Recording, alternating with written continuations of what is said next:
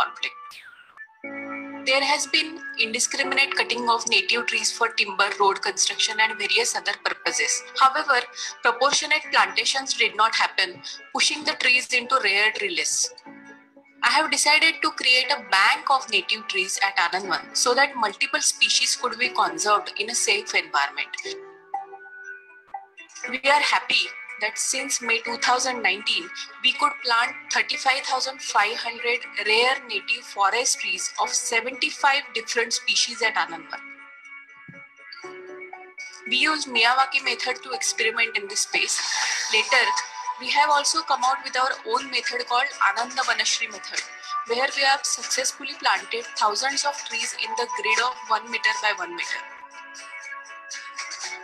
These trees are showing remarkable growth as well as diameter at breast height, temperature difference, leaf lamina size, as well as overall health of the forest.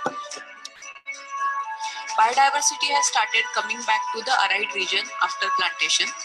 Birds have started nesting, and shade-laying animals such as blue bulls, snakes, porcupines have started inhabiting the forest within a span of 6 months. The essential issues we are dealing with are restoration of the biodiversity in complex climatic conditions in degraded environments, thus restoring the disturbed food chain in nature, eventually reducing man-animal conflict and loss of habitat. Through this method, we have planted thousands of mother plants that will eventually be the source of seeds for further afforestation, especially in urban areas where otherwise these species are totally non-existent. These microforests also provide rightful habitat to native animals, birds, reptiles, insects, and microorganisms, completing the circle of life in barren and devastated lands. This method of afforestation is being widely experimented across the world due to the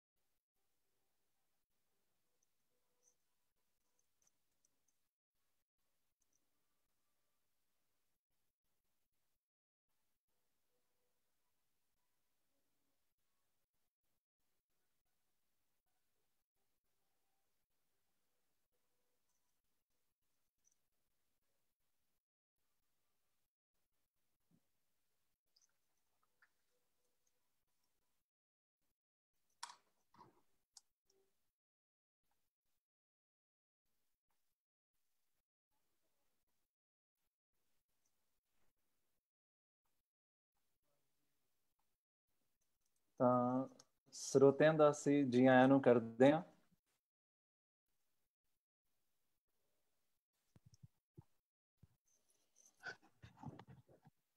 Waheguru ji ਕਾ ਖਾਲਸਾ, ਵਾਹਿਗੁਰੂ ਜੀ ਕੀ ਫਤਿਹ। I think there is a break in the live link. ਨਹੀਂ ਚੱਲ ਰਿਹਾ ਅਭੀ। ਸਰੋਤਿਆਂ ਦਾ ਅਸੀਂ ਜੀ ਆਇਆਂ ਨੂੰ ਕਰਦੇ ਹਾਂ ਤੇ ਤੁਹਾਡਾ ਸਾਰਿਆਂ ਦਾ ਬਹੁਤ-ਬਹੁਤ ਆਗਮਨ ਹੈ ਸਾਡੇ ਇਕੋਸਿਕ ਦੇ ਈਵਨਿੰਗ ਸ਼ੋਅ ਜਿਹੜਾ ਲੋਕਡਾਊਨ ਸਪੈਸ਼ਲ ਸੀਰੀਜ਼ ਦੇ ਵਿੱਚ। ਅੱਜ ਸਾਡੇ ਨਾਲ ਬਹੁਤ ਜਾਨੀ ਮਾਨੀ ਹਸਤੀ, ਮਹਾਰਾਸ਼ਟਰ ਦੀ ਨਹੀਂ ਸਾਰੇ ਹਿੰਦੁਸਤਾਨ ਦੀ ਕਿ ਵਿਸ਼ਵ ਪੱਧਰ ਤੇ ਉੱਤੇ ਜਾਨੀ ਮਾਨੀ ਹਸਤੀ ਡਾਕਟਰ ਸ਼ੀਤਲ ਆਮਟੇ ਜੀ ਜਿਹੜੇ ਕਿ ਸਾਡੇ ਨਾਲ ਨੇ। Welcome ma'am. Doctor Sheetal Amte ਦੇ ਬਾਰੇ ਮੈਂ ਪਹਿਲਾਂ ਜਾਣਕਾਰੀ ਤੁਹਾਨੂੰ ਸਾਰਿਆਂ ਨੂੰ ਦੇਣਾ ਚਾਹੁੰਦਾ ਵਾਂ। ਬਾਬਾ ਆਮਟੇ ਜੀ ਜਿਨ੍ਹਾਂ ਨੂੰ ਸਾਰਾ ਹਿੰਦੁਸਤਾਨ ਜਾਣਦਾ ਹੈ, ਕਿ ਉਹਨਾਂ ਦੇ ਬਾਰੇ ਮੈਂ ਪਹਿਲਾਂ ਪਰਿਚੈ ਦੇਣਾ ਚਾਹੁੰਦਾ ਕਿ ਬਾਬਾ ਆਮਟੇ ਜੀ ਜਿਹੜੇ ਹਿੰਦੁਸਤਾਨ ਦੇ ਜਾਨੀ ਮਾਨੀ ਹਸਤੀ ਨੇ, ਜਿਨ੍ਹਾਂ ਨੇ ਲੈਪਰੋਸੀ ਜਾਨੇ ਕਿ ਕੋੜ ਦੇ ਮਰੀਜ਼ਾਂ ਵਾਸਤੇ ਬਹੁਤ ਜ਼ਿਆਦਾ ਕੰਮ ਕੀਤਾ। ਮੁਰਲੀਧਰ ਦੇਵੀਦਾਸ ਆਮਟੇ ਜਾਨੇ ਬਾਬਾ ਆਮਟੇ ਜੀ ਕਰਕੇ ਜ਼ਿਆਦਾ ਜਾਣੇ ਜਾਂਦੇ ਸੀਗੇ ਤੇ ਸਾਰੇ ਹਿੰਦੁਸਤਾਨ ਦੇ ਵਿੱਚ ਭਾਰਤ ਜੋੜੋ ਅੰਦੋਲਨ ਨਰਮਦਾ ਨੂੰ ਸੇਵ ਕਰਨ ਵਾਸਤੇ, ਆਪਣੇ ਪਾਣੀਆਂ ਵਾਸਤੇ, এনवायरमेंट ਵਾਸਤੇ ਤੇ ਖਾਸ ਕਰਕੇ ਸੁਸਾਇਟੀ ਵਾਸਤੇ ਇਹਨਾਂ ਨੇ ਬਹੁਤ ਜ਼ਿਆਦਾ ਕੰਮ ਕੀਤਾ ਬਾਬਾ ਆਮਟੇ ਜੀ ਨੇ। ਬਾਬਾ ਆਮਟੇ ਜੀ ਮੈਂ ਤੁਹਾਨੂੰ ਦੱਸਣਾ ਚਾਹਨਾ ਕਿ ਭਾਵੇਂ ਬਹੁਤ ਅਮੀਰ ਘਰਾਣੇ ਵਿੱਚ ਉਹਨਾਂ ਦਾ ਜਨਮ ਹੋਇਆ, ਪਰ ਜਦੋਂ ਗਰੀਬਾਂ ਨੂੰ ਦੇਖਦੇ ਸੀ, ਡਾਊਨ ਟ੍ਰੋਡਨ ਲੋਕਾਂ ਨੂੰ ਦੇਖਦੇ ਸੀ, ਅੰਡਰ ਪ੍ਰਿਵਿਲੇਜ ਲੋਕਾਂ ਨੂੰ ਦੇਖਦੇ ਸੀ, ਉਦੋਂ ਉਹਨਾਂ ਦਾ ਦਿਲ ਜਿਹੜਾ ਸੀ ਅੰਦਰੋਂ ਮੁਲਾਇਮ ਹੁੰਦਾ ਸੀਗਾ ਤੇ ਹਮੇਸ਼ਾ ਉਹਨਾਂ ਨੂੰ ਖਿਆਲ ਆਉਂਦਾ ਸੀ ਕਿ ਜੋ ਮੈਨੂੰ ਵਡਭਾਗ ਮਿਲ ਰਹੇ ਨੇ, ਜੋ ਜ਼ਿੰਦਗੀ ਮੈਂ ਜੀ ਰਿਹਾ, ਇਹਨਾਂ ਨੂੰ ਮੈਂ ਸ਼ੇਅਰ ਕਿਵੇਂ ਕਰਾਂ, ਕਿਸ ਤਰ੍ਹਾਂ ਇਹ ਲੋਕਾਂ ਦੀ ਜ਼ਿੰਦਗੀ ਜਿਹੜੀ ਹੈ ਉਹ ਜ਼ਿਆਦਾ ਚੰਗੀ ਹੋ ਸਕੇ। ਤੁਸੀਂ ਤਸਵੀਰਾਂ ਦੇਖ ਰਹੇ ਇਸ ਟਾਈਮ ਬਾਬਾ ਆਮਟੇ ਜੀ ਦੀਆਂ, ਤੇ ਮੈਨੂੰ ਯਾਦ ਹੈ ਜਦੋਂ ਅਸੀਂ ਸਕੂਲ ਵਿੱਚ ਪੜ੍ਹਿਆ ਕਰਦੇ ਸੀ ਤੇ ਬਾਬਾ ਆਮਟੇ ਜੀ ਬਾਰੇ ਸਾਨੂੰ NCERT ਦੀ ਬੁੱਕਸ ਵਿੱਚ ਲੈਸਨ ਵੀ ਆਇਆ ਸੀਗਾ ਤੇ ਇਹਨਾਂ ਨੇ ਵਰਕ ਬਿਲਡਸ ਐਂਡ ਚੈਰਿਟੀ ਡਿਸਟਰੋਇਰਸ ਦੇ ਨਾਰੇ ਨਾਲ ਆਪਣੀ ਜ਼ਿੰਦਗੀ ਦੇ ਵਿੱਚ ਹਿਊਮੈਨਿਟੇਰੀਅਨ ਵਰਕ ਬਹੁਤ ਜ਼ਿਆਦਾ ਕੀਤਾ ਤੇ ਆਪਣੇ ਕੰਮ ਕਰਕੇ ਇਹਨਾਂ ਨੂੰ ਹਿੰਦੁਸਤਾਨ ਦੀ ਜਿਹੜੀ ਭਾਰਤ ਦੀ ਸਰਕਾਰ ਵੱਲੋਂ Padma Shri award, Padma Vibhushan, United Nation prize in field of human rights, ਇੱਥੋਂ ਤੱਕ ਕਿ doctor Ambedkar international award, Gandhi peace prize, Templeton prize. ਇਤਨਾ ਜੇ ਤੁਸੀਂ ਵਿਕੀਪੀਡੀਆ ਤੇ ਸਰਚ ਕਰੋ ਬਾਬਾ ਆਮਟੇ ਦੇ ਬਾਰੇ ਤਾਂ ਤੁਹਾਨੂੰ ਬਹੁਤ ਵੱਡੀ ਇੱਕ ਸੂਚੀ ਮਿਲੇਗੀ ਅਵਾਰਡਸ ਦੀ। ਸੋ ਇੱਕ ਛੋਟੇ ਜਿਹੇ ਜੀਵਨ ਦੇ ਵਿੱਚ ਜਦੋਂ ਕੋਈ ਆਦਮੀ ਇੰਨਾ ਵੱਡਾ ਕੰਮ ਕਰ ਜਾਂਦਾ ਤੇ ਉਹਦੀ ਜ਼ਿੰਦਗੀ 'ਚ ਜਦੋਂ ਰਿਵਾਰਡਿੰਗ ਤਾਂ ਹੋਣੀ, ਸਾਰੀ ਦੁਨੀਆ ਉਹਨਾਂ ਨੂੰ ਜਾਣਦੀ, ਸਾਰੀ ਦੁਨੀਆ ਉਹਦੀ ਜੈ ਜੈਕਾਰ ਵੀ ਕਰਦੀ ਹੈ। ਤੁਹਾਡੇ ਸਾਹਮਣੇ ਤੁਸੀਂ ਦੇਖ ਰਹੇ ਹੋ ਕਿ ਦਲਾਈ ਲਾਮਾ ਜੀ ਦੇ ਨਾਲ ਬਾਬਾ ਆਮਟੇ ਜੀ ਦੀ ਮਿਲਣੀ ਦੀ ਤਸਵੀਰ ਹੈ। ਇਸ ਤੋਂ ਬਾਅਦ ਇੱਕ ਹੋਰ ਤਸਵੀਰ ਦਲਾਈ ਲਾਮਾ ਜੀ ਜਿਹੜੇ ਉਹਨਾਂ ਨੂੰ ਰਿਸਪੈਕਟ ਦਿੰਦੇ ਹੋਏ, ਕਿੰਨੀ ਇਹਨਾਂ ਦੀ ਕਲੋਜ਼ ਰਿਲੇਸ਼ਨ ਹੋਏਗੀ ਵਰਲਡ ਲੀਡਰਸ ਦੇ ਨਾਲ। ਇਹ ਇਹਨਾਂ ਦੇ ਆਨੰਦ ਵਨ ਜਿਹੜਾ ਇੱਕ ਪ੍ਰੋਜੈਕਟ ਬਾਬਾ ਆਮਟੇ ਜੀ ਨੇ ਸ਼ੁਰੂ ਕੀਤਾ, ਆਨੰਦ ਤੇ ਵਨ ਜਾਣੇ ਕਿ ਫੋਰੈਸਟ, ਤੇ ਆਨੰਦ ਤੁਹਾਨੂੰ ਸਾਰਿਆਂ ਨੂੰ ਪਤਾ ਹੀ ਹੈ, ਸਾਡੀ ਖੁਸ਼ੀ, ਸਾਡੀ ਹੈਪੀਨੈਸ। ਸੋ ਇੱਕ ਹੈਪੀਨੈਸ ਦਾ ਜਿਹੜਾ ਇੱਕ ਮਾਹੌਲ ਜੰਗਲ ਦੇ ਨਾਲ ਇਹਨਾਂ ਨੇ ਬਣਾਇਆ, ਆਨੰਦ ਵਨ ਨੂੰ ਐਸਟੈਬਲਿਸ਼ ਕੀਤਾ ਜਿੱਥੇ ਕਿ 2.8 ਮਿਲੀਅਨ ਉੱਥੇ 5000 ਬੱਚਿਆਂ ਦੀ ਕੈਪੈਸਿਟੀ, ਪਰ ਬਾਬਾ ਆਮਟੇ ਜੀ ਨੇ ਆਪਣੀ ਜ਼ਿੰਦਗੀ ਦੇ ਵਿੱਚ 2.8 ਮਿਲੀਅਨ ਜਾਣੇ ਕਿ 28 ਲੱਖ ਲੋਕਾਂ ਦੇ ਜੀਵਨ ਦੇ ਵਿੱਚ ਪਰਿਵਰਤਨ ਲਿਆਂਦਾ। ਇਹ ਉਹਨਾਂ ਚੋਂ ਕੁਝ ਬੱਚਿਆਂ ਦੀ ਤਸਵੀਰਾਂ ਨੇ ਜਿਹੜਾ ਕਿ ਉਹਨਾਂ ਦੇ ਨਾਲ ਰਹੇ ਤੇ ਇਹ ਨੇ ਸਾਡੇ ਅੱਜ ਦੇ ਮੁੱਖ ਮਹਿਮਾਨ ਡਾਕਟਰ ਸ਼ੀਤਲ ਆਮਟੇ ਜੀ ਆਪਣੇ ਦਾਦਾ ਜੀ ਦੇ ਨਾਲ। ਸੋ ਅਗਲੀਆਂ ਤਸਵੀਰਾਂ ਤੁਸੀਂ ਦੇਖਦੇ ਹੋ ਕਿ ਇਹਨਾਂ ਦਾ ਆਪਣੇ ਜਿਹੜਾ ਇਹਨਾਂ ਦਾ ਆਂਗਣ ਸੀਗਾ, ਬਾਬਾ ਆਮਟੇ ਜੀ ਦਾ ਜਿਹੜਾ ਇਹਨਾਂ ਦਾ ਸਕੂਲ ਹੈ, ਉੱਥੇ ਕਿਸ ਤਰ੍ਹਾਂ ਲੋਕਾਂ ਨੂੰ health care, rehabilitation, education, livelihood promotion, sustainable agriculture ਤੇ ਰੂਰਲ ਡਿਵੈਲਪਮੈਂਟ ਦੇ ਵਾਸਤੇ ਜਿਹੜੀਆਂ ਹੋਰ ਤਕਨੀਕਾਂ ਨੇ ਲੋਕਾਂ ਨੂੰ ਸਿਖਾਉਂਦੇ ਆ, ਯੂਥ ਐਮਪਾਵਰਮੈਂਟ ਤੇ ਲਾਸਟਲੀ এনवायरमेंटल ਕੰਜ਼ਰਵੇਸ਼ਨ। ਇਹ ਸਾਰਾ ਕੁਝ ਬਾਬਾ ਆਮਟੇ ਜੀ ਨੇ ਐਸਟੈਬਲਿਸ਼ ਕੀਤਾ ਤੇ ਅੱਜ ਜਿਹੜੇ ਸਾਡੇ ਨਾਲ ਮਹਿਮਾਨ ਨੇ ਉਹ ਉਹਨਾਂ ਦੀ ਲੈਗੇਸੀ ਨੂੰ ਸੰਭਾਲ ਰਹੇ ਨੇ। ਡਾਕਟਰ ਸ਼ੀਤਲ ਆਮਟੇ ਜਿਹੜੇ ਕਿ ਮਹਾਰੋਗੀ ਸੇਵਾ ਸਮਿਤੀ ਦੇ CEO ਨੇ, ਚੀਫ ਐਗਜ਼ੀਕਿਊਟਿਵ ਆਫਿਸਰ, ਤੇ ਇਹ ਬਾਬਾ ਆਮਟੇ ਜੀ ਦੀ ਜਿਹੜੀ ਡਾਕ ਟਿਕਟ ਵੀ ਭਾਰਤ ਸਰਕਾਰ ਨੇ ਕੱਢੀ। ਇਹ ਡਾਕਟਰ ਅੰਬੇਦਕਰ ਅਵਾਰਡ ਜਿਹੜਾ ਉਹਨਾਂ ਨੂੰ ਮਿਲਦੇ ਹਨ ਰਾਸ਼ਟਰਪਤੀ ਦੇ ਥਰੂ।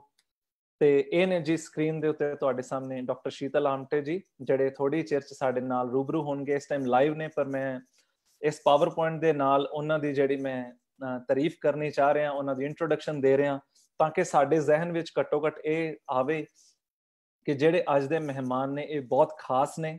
ਇਹਨਾਂ ਕੋਲ ਇੰਨੀ ਕਮਾਈ ਹੈ ਜ਼ਿੰਦਗੀ ਦੀ ਆਪਣੀ ਕਿ ਅਸੀਂ ਜੇ ਇਹਨਾਂ ਦੇ ਬਾਰੇ ਪੜ੍ਹਨਾ ਸ਼ੁਰੂ ਕਰ ਦਈਏ ਤੇ ਬਹੁਤ ਵੱਡੀਆਂ ਕਿਤਾਬਾਂ ਨੇ, ਇਹਨਾਂ ਕੋਲੋਂ ਸਿੱਖਣ ਲੱਗ ਜਾਈਏ ਤੇ ਸਾਡਾ ਸਾਰਾ ਜੀਵਨ ਵੀ ਥੋੜਾ ਹੈ। ਜੋ ਇਹਨਾਂ ਨੇ ਪਰਉਪਕਾਰ ਲੋਕਾਂ ਦੇ ਉੱਪਰ ਕੀਤੇ ਨੇ ਤੇ ਕਰਦੇ ਚਲੇ ਆ ਰਹੇ ਨੇ। ਇਹਨਾਂ ਦਾ ਸਾਰਾ ਪਰਿਵਾਰ ਹੀ ਕਿਤੇ ਐਨੀਮਲ ਦਾ ਔਰਫਨੇਜ ਬਣਿਆ, ਕਿਤੇ ਮਨੁੱਖਾਂ ਦਾ ਬਣਿਆ, ਕਿਤੇ ਉਹਨਾਂ ਨੂੰ ਮੈਡੀਕਲ ਸਹਾਇਤਾ ਮਿਲ ਰਹੀ ਹੈ, ਕਿਤੇ ਫੂਡ ਮਿਲ ਰਿਹਾ, ਕਿਤੇ ਏਮਪਲੋਇਮੈਂਟ ਵਾਸਤੇ ਟ੍ਰੇਨਿੰਗ ਮਿਲ ਰਹੀਆਂ। ਸੋ ਬੇਇੰਤਹਾ ਇਹਨਾਂ ਦੀਆਂ ਕੰਟਰੀਬਿਊਸ਼ਨ ਨੇ। ਡਾਕਟਰ ਸ਼ੀਤਲ ਆਮਟੇ ਜਿਹੜੀ ਆਪਣੀ ਮਿਆਵਾਕੀ ਫੋਰੈਸਟ ਲਗਾਈ ਹੈ ਉਹਦੇ ਵਿੱਚ ਖੜੇ ਨਜ਼ਰ ਆ ਰਹੇ ਨੇ। ਇਹਦੇ ਬਾਰੇ ਵੀ ਜਾਣਕਾਰੀ ਅੱਜ ਦੇਣਗੇ। ਇਹ ਬਿਫੋਰ ਐਂਡ ਆਫਟਰ ਪਿਕਚਰਸ ਨੇ। ਤੇ ਇੱਥੋਂ ਤੱਕ ਮੈਂ ਤੁਹਾਨੂੰ ਦੱਸਣਾ ਚਾਹਨਾ ਕਿ ਡਾਕਟਰ ਸ਼ੀਤਲ ਆਮਟੇ ਜੀ ਇੱਕ ਬਹੁਤ ਵੱਡੇ ਕਲਾਕਾਰ ਵੀ ਨੇ, ਪੇਂਟਰ ਵੀ ਨੇ ਤੇ ਫੋਟੋਗ੍ਰਾਫਰ ਵੀ ਨੇ। ਇਹਨਾਂ ਦੀ ਜਿਹੜੀ ਡਿਗਰੀ ਹੈ ਇਹ ਡਾਕਟਰ ਨੇ MBBS ਤੇ 골ਡ ਮੈਡਲਿਸਟ ਨੇ। ਇਹਨਾਂ ਨੇ ਮਾਸਟਰ ਡਿਗਰੀ ਕੀਤੀ ਹੈ, ਹੁਣ ਲੰਬੀ ਲਿਸਟ ਹੈ, ਧਿਆਨ ਨਾਲ ਸੁਣਦੇ ਜਾਓ। ਇਹਨਾਂ ਨੇ ਮਾਸਟਰ ਡਿਗਰੀ ਕੀਤੀ ਹੈ ਸੋਸ਼ਲ ਐਂਟਰਪ੍ਰੀਨਿਓਰਸ਼ਿਪ ਦੇ ਵਿੱਚ। ਇਸ ਤੋਂ ਬਾਅਦ ਇਹਨਾਂ ਨੇ ਜਿਹੜੀ ਹਾਰਵਰਡ ਸਕੂਲ ਦੇ ਵਿੱਚੋਂ ਇੱਕ ਐਗਜ਼ੀਕਿਊਟਿਵ ਐਜੂਕੇਸ਼ਨ ਇਨ ਗਲੋਬਲ ਲੀਡਰਸ਼ਿਪ ਦੀ ਵੀ ਕੀਤੀ ਹੈ ਡਿਗਰੀ, ਤੇ doctor in science from Patil university.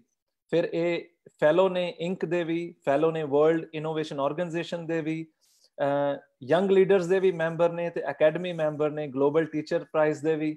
ਤੇ ਇੱਥੋਂ ਤੱਕ ਇਹ ਐਡਵਾਈਜ਼ਰ ਨੇ express health, Harvard business review ਦੇ ਤੇ Indian institute of public health ਦੇ ਵੀ ਐਡਵਾਈਜ਼ਰ ਨੇ।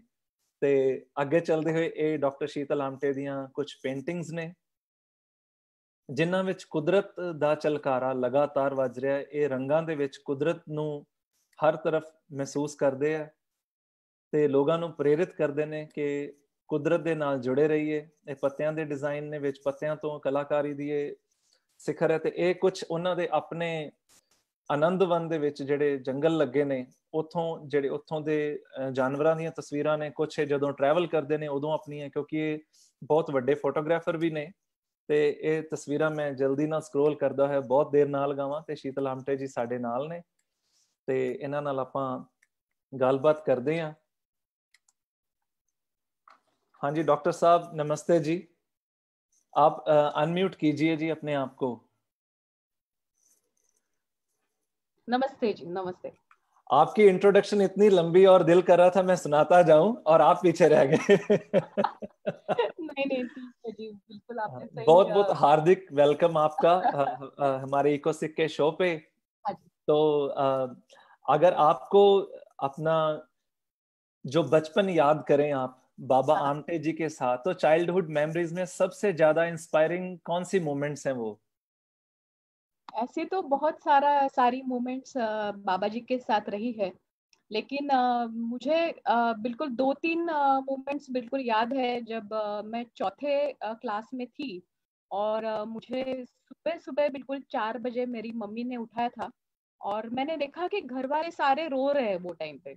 और मुझे समझ में नहीं आया, मैं बिल्कुल आंखें ये करते हुए बाहर गई तो मैंने देखा कि बाबा जी गाड़ी में बैठे हैं, उनकी बैठे हैं, बैठ तो नहीं सकते थे, खड़े थे वो दरवाजे में जी। और 80 साल की उम्र में सबको बाय करके कहीं चले गए। तो बाबा जी बाहर जाने की तो मुझे आदत थी, लेकिन उसके बाद में मेरी मम्मी ने बताया कि अभी बाबा जी उसके बाद में जिंदगी में कभी वापस नहीं आएंगे। तो ये मुझे बड़ी बहुत ही ज्यादा विविड मेमोरी है बाबा की, कि 80 साल के उम्र में भी कोई अपना घर छोड़ के नर्मदा के जैसे किनारे पे, जहाँ पे कुछ भी एस्टेब्लिश नहीं है, बिल्कुल एक टीन की झोपड़ी में जाके रह के आदिवासियों के राइट्स के लिए फाइट करने गए थे। तो वो इतना संघर्षमय समय था उनके जीवन का, 80 साल से लेके 90 साल तक उनके लाइफ का, कि मैंने देखा है कि इतना बिल्कुल लाइफ भर तो संघर्ष किया ही, लेकिन इतने बुढ़ापे में भी कोई आदमी इतना संघर्ष करके दूसरों के हक के लिए खुद का जीवन समर्पित कर सकता है। फिर दूसरी मेमोरी के बाद में वो जब वापस आए, क्योंकि वो टाइम पे उनकी तबीयत भी काफी खराब हो गई थी, मेरी दादी काफी डिप्रेशन में चली गई थी। तो वो उनके बहुत आग्रह करने के बाद में बहुत लोगों ने मनाया, तब वापस आए। तब वो टाइम पे वो 93 ईयर्स के थे, तो 90 ईयर्स के थे। तो उस टाइम पे मेरे पास एक बड़ा अनूठा सवाल मेरे सामने था कि मेरा MBBS खत्म हो गया था और मुझे चूज करना था कि MDMS की सीट लूं या फिर मैं बाबा जी के साथ रह के उनका जितना भी लाइफ है उतना उसके साथ में बिताऊं। तो मैंने फिर उस टाइम पे डिसाइड किया कि एजुकेशन तो मैं लाइफ भर ले सकूंगी, लेकिन बाबा के साथ रहने का कभी मौका नहीं मिलेगा। बिल्कुल और सही। मुझे बिल्कुल मेरा MDMS हुआ नहीं, मैंने सीट छोड़ दी, उसके बाद में मैंने लिया भी नहीं वो। और बाबा के साथ जो चीजें सीखी मैंने वो 3 साल में, तो मुझे वो सबसे प्रेशियस लगी। उसमें बहुत सारी चीजें मैंने उनके साथ सीखी। उसमें कई सारी चीजें, जैसे मैंने एक बार बाबा जी को पूछा था कि बाबा मैं लाइफ में क्या काम करूं, तो बड़ा प्रेरित होके मैंने पूछा था उनसे। तो बाबा जी ने ऐसे उंगली घुमाई, भागो मेरे रूम से। तो मुझे बड़ा अजीब सा लगा, बहुत थोड़ा सा दुख भी हुआ कि हाँ, भगा दिया रूम से करके। तो फिर दूसरे दिन बुलाया, बोले कि बेटा मैंने अगर तुम्हें बताया कि तुमने लाइफ में क्या करना है, तो अपने जो गलतियों का खाप, ये जो भी है गलतियां भी मेरे पे ही डालोगी तुम, और लाइफ भर मुझे कोसती रहोगी। तो ये समझ लेना कि अपने लाइफ का मार्ग अपन ने ही चुनना है, और जो गलतियां है उसकी रिस्पॉन्सिबिलिटी भी खुद ने ही लेनी है। लेकिन जो भी लाइफ में करोगे, एक बात ध्यान में रखना कि समाज सेवक भी हो या फिर कोई भी फील्ड में हो, हमेशा साफ सुथरे रहना। और हाँ जी। दूसरा, बहुत अट्रैक्टिव रहना। ये कोई ऐसा दादाजी कोई अपने पोती को बोलेंगे, ऐसे कोई मैंने कहीं सुना नहीं है, लेकिन जी ये बाबा मुझे बोलते थे। मैं एक्चुअली ऐश्वर्या राय की फैन थी वो टाइम पे। हाँ तो बाबा को ये बड़ा अच्छा लगता था कि बाबा भी वो जब ये काम में आने से पहले काफी जो फिल्म एक्ट्रेसेस थी, ग्रेटा गार्बो और नॉर्मा शेरर, उनके साथ बाबा की पेन फ्रेंडशिप थी। तो बाबा को बड़ा अच्छा लगा कि कहीं ना कहीं मेरे जेनेटिक मटेरियल मेरे फैमिली में ट्रांसमिट हुआ है। तो ऐसे कई सारी बहुत हसीन मुलाकातें हैं, हसीन यादें हैं बाबा के साथ में। कभी और इसके बारे में बात करेंगे, आज तो अपना थोड़ा सा वेबिनार अलग टॉपिक पे है। तो जी जी लेकिन जो भी है, बाबा का लाइफ हमारे लिए बहुत ही इम्पोर्टेंट है। बहुत उनको मिस करते हैं। और अभी लगता नहीं है कि वो हमारे लाइफ से गए हैं, क्योंकि जितना भी आनंदवन आप देखोगे, इतना पूरा लाइफ से भरा हुआ हमारा आनंदवन है कि बाबा हर चर चर में यहाँ पे भरे हुए हैं। तो ऐसे लगता नहीं है कि उनकी मृत्यु हो गई है, वो चले गए हैं। बिल्कुल सही कहा जी कि बाबा जी तो हमेशा हमारे साथ ही हैं, क्योंकि उनके जो गुण हैं, जो उन्होंने कार्य शुरू किए हैं, वो अभी चल रहे हैं। आप उनको संभाल रहे हैं, तो वो तो जीवित हैं, उन सभी उन किस्सों में अभी भी जीवित हैं। तो आपने जितनी आप पढ़ाई के बारे में बता रहे थे और जितनी डिग्रीज मैं अभी पढ़ रहा था, आपके जितनी क्वालिफिकेशन आपने ली है, तो आप हमें बताइए, बिकॉज फॉरेस्ट कंजर्वेशन के विषय पे जाने से पहले हम जानना चाहते हैं कि आपकी जो एकेडमिक्स है, जितना आपका बैकग्राउंड है, ये लोगों को मोटिवेट करने में और बाबा जी को जो लेगेसी है उसको आगे लेके जाने में कैसे आपको मदद कर रहा है सब?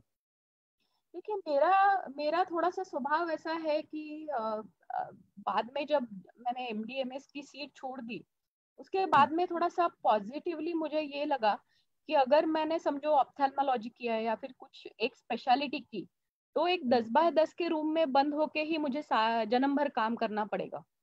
वहां पे सेवा जरूर होगी, लेकिन वो सेवा में जब हम पैसा चार्ज करते हैं तो उसको सेवा नहीं बोल सकते, निस्वार्थ सेवा नहीं बोल सकते। जी तब वो टाइम पे मैंने ऐसा सोचा कि ऐसा काम किया जाए जहाँ नॉलेज हम तो ले रहे हैं, लेकिन वो नॉलेज बिल्कुल समाज के लास्ट आदमी तक पहुंचाने में हम काबिल रहे, और जहाँ के वो सेवा का पैसा ना ले हम।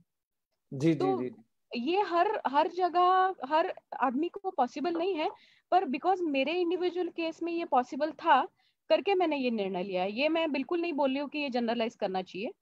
हम्म तो दूसरा, फिर उसके बाद में जब मैं मेरे पिताजी डॉक्टर विकास आमटे उनके साथ काम करने लगी, बाबा जी के साथ काम करने लगी, ये जो पीरियड था एमबीबीएस के बाद का, जी उसके बाद मुझे ऐसे जानने में आया कि मेडिकल एजुकेशन बिल्कुल एक छोटा सा टुकड़ा है अपने लाइफ का, जो सिर्फ हाँ जी ह्यूमन शरीर के बारे में बताना है।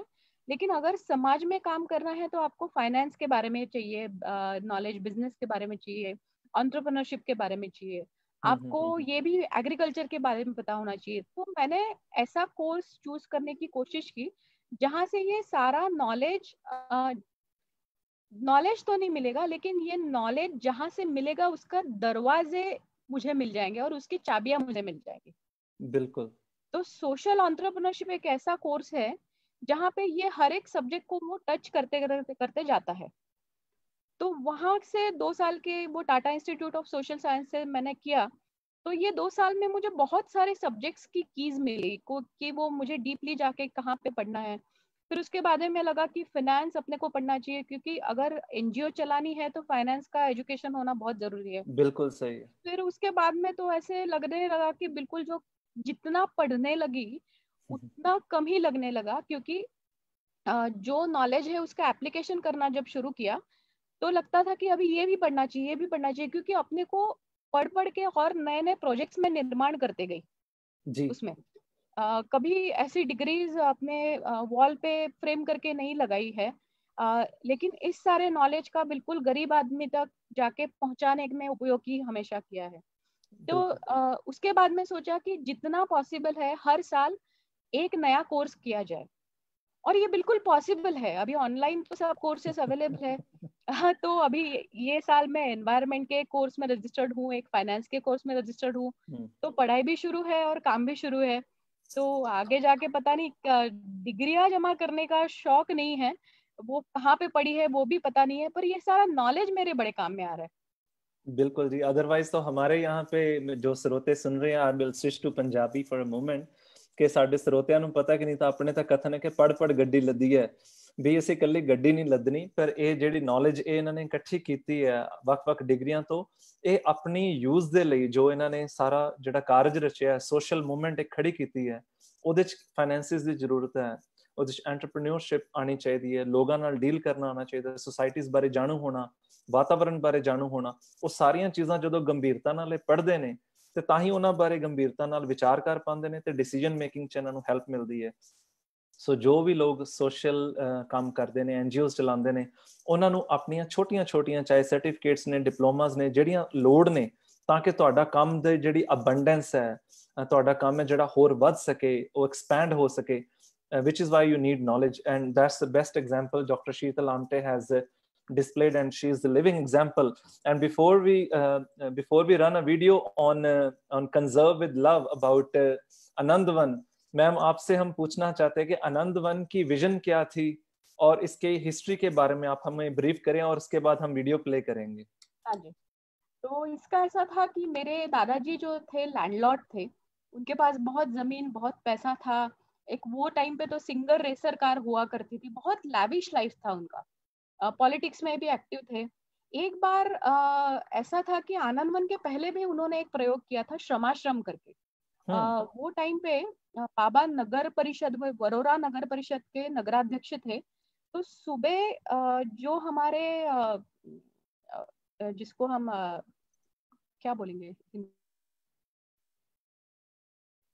उनकी यूनियन के वो अध्यक्ष थे। तो सुबह वो खुद जाके टॉयलेट साफ करके खुद के सर पे लेके मैला साफ करते थे और दोपहर में जाके अपना नगराध्यक्ष का काम करते थे। तो ये करने के बाद में उन्होंने श्रमाश्रम करके प्रयोग शुरू किया, जहाँ पे सारे कास्ट और जाति धर्म के लोगों को इकट्ठा लेके एक आश्रम शुरू किया था। लेकिन वो पॉलिटिकल इंटरवेंशन की वजह से वो चला नहीं। तो उसके बाद में कैसे हुआ कि एक रास्ते से जा रहे थे, बहुत रेनी सीजन था, और अचानक से एक पत्थर से वो ऐसे टकरा गए। उन्होंने देखा वो खोल के, तो वो पत्थर नहीं था, वो एक बोरे में लपेटा हुआ एक आदमी था, जिसके बिल्कुल आंखों की जगह 2 होल्स थे, नाक की जगह होल थे, और पूरा शरीर सड़ा हुआ था, इलिया थी वहां पे, पूरा वर्म्स थे शरीर पे, मैगट्स थे। तो बाबा डर गए और बाबा घर पे भाग गए वो देख के। 2 दिन बिल्कुल अस्वस्थ थे घर में। लेकिन उसके बाद में उनको थोड़ी सी ये हुई कि जब महात्मा गांधी ने उनको अभय साधक करके एक खिताब दिया था, तो बाबा वही सोच रहे थे कि मुझे जिसको जिसको जहाँ बोलते थे कि जहाँ प्रीति है वहां परमेश्वर है, या फिर उसका दूसरा भी मैं फिर से एक बाद में इसका रेफरेंस दे दूंगी। तो घर पे जाके वापस आए, 2 दिन उसकी सेवा की, लेकिन वो आदमी गुजर गया। तो वहां पे बाबा ने डिसाइड किया कि वो मैं लाइफ जब गुजारूंगा, मैं बाबा हर गांव जाते थे, वहाँ पे ड्रग्स नहीं थे वो टाइम पे। तो 40-40 हजार लोगों की सेवा करके बाबा कुष्ठ रोगियों की जख्म धोना, उनको जो भी वो टाइम पे हर्बल मेडिसिन थे वो देना, उनकी उनकी सारी ये करना, तो ये सारा काम करते थे वो टाइम पे। पैदल जाते थे सब गांव में। उसके बाद में बाबा ने एग्रीकल्चर शुरू किया, कॉटेज इंडस्ट्री शुरू की, और उनको ध्यान में आया कि ये करने से बिल्कुल फायदा नहीं है, क्योंकि कुष्ठ रोगियों को डिग्निटी बिल्ड होना बहुत जरूरी है। सिर्फ वहाँ पे अगर उनको अपन ने मेडिसिनल सपोर्ट दिया तो वो काम का नहीं है। तो Anandwan is basically about dignity building and creativity. तो फिर उसके बाद में तो बहुत काम टेक ऑफ होते गया। बाबा ने और एक सोचा था कि कुष्ठ रोगियों ने सिर्फ अपने तक मर्यादित नहीं रहना चाहिए, हमेशा अपने इसके स्फीयर के बाहर जाके बाहर के भी नीडी लोगों को मदद करना चाहिए। तो हमारे यहाँ हमें दुनिया में फर्स्ट ऐसा एग्जाम्पल है कि कुष्ठ रोगियों ने बाहर की हेल्दी सोसाइटी के लिए कॉलेज शुरू किया, कुष्ठ रोगियों ने सुसाइडल फार्मर्स को मदद की। यहाँ पे बहुत आनंद मन में इंडस्ट्रीज है छोटी छोटी, जहाँ पे हम लोग एक स्वयंपूर्ण विलेज है। तो हमारे यहाँ 4 चीजें हम बहुत प्राउडली बोलते हैं कि नहीं बनती है। एक तो शुगर नहीं बनता, सॉल्ट नहीं बनता, केरोसिन नहीं बनता, और दारू नहीं बनती। ये 4 चीजें हमारे नहीं बनती, बाकी सब कुछ हमारे यहाँ बनता है। यानी हमारे यहाँ कपड़ा बनता है, हमारे यहाँ एग्रीकल्चर प्रोड्यूस में सभी सब्जियां उगती है, हमारे यहाँ चप्पलें बनती है, हमारे यहाँ संगीत का एक बहुत बड़ा ऑर्केस्ट्रा है, लकड़ी का काम है, फैब्रिकेशन का काम है, लेदर वर्क है। तो जो भी सारी इंडस्ट्रीज एक गांव को स्वयं पूर्ण करने में लगती है, वो सारी इंडस्ट्रीज आनंदवन के अंदर है। ये मेरे पिताजी का कंट्रीब्यूशन है। तो ऐसा चलते चलते आनंदवन का काम बढ़ता गया। और शुरुआत में ही आपने जो 6-7 हमको ये दिए थे एग्जाम्पल्स की, इन इसमें काम चल रहा है। तो बेसिकली अभी हमारा काम बहुत ही लार्ज स्केल पे चलता है। ट्राइबल लोगों के साथ भी हम काम करते हैं। हमारे अंकल जो है वो डॉक्टर प्रकाश आमटे, वो भी ट्राइबल लोगों के साथ बड़े बड़े जाने माने काम करने वाले एक समाज सेवक है।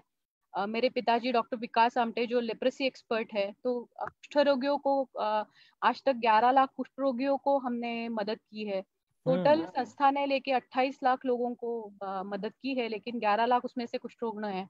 तो ऐसा काम चलते गया और अभी 3rd जनरेशन ने पूरा टेक ओवर कर लिया है। और 3rd जनरेशन में हम लोग 10 लोग हैं। तो शायद मुझे लगता है कि पूरे भारत में मेरे पास डेटा तो नहीं है, पर शायद ये एक ही ऑर्गेनाइजेशन है जहाँ पे एक ही फैमिली की 3rd जनरेशन आ गई है। पूरी की पूरी 3rd जनरेशन सोशल वर्क में है जी, और उनके स्पाउसेस भी है जी। मेरा हस्बैंड भी जैसे मैकिंजी में था, तो मैकिंजी छोड़ के वो अभी पूरी तरीके से ये काम में आ गया है।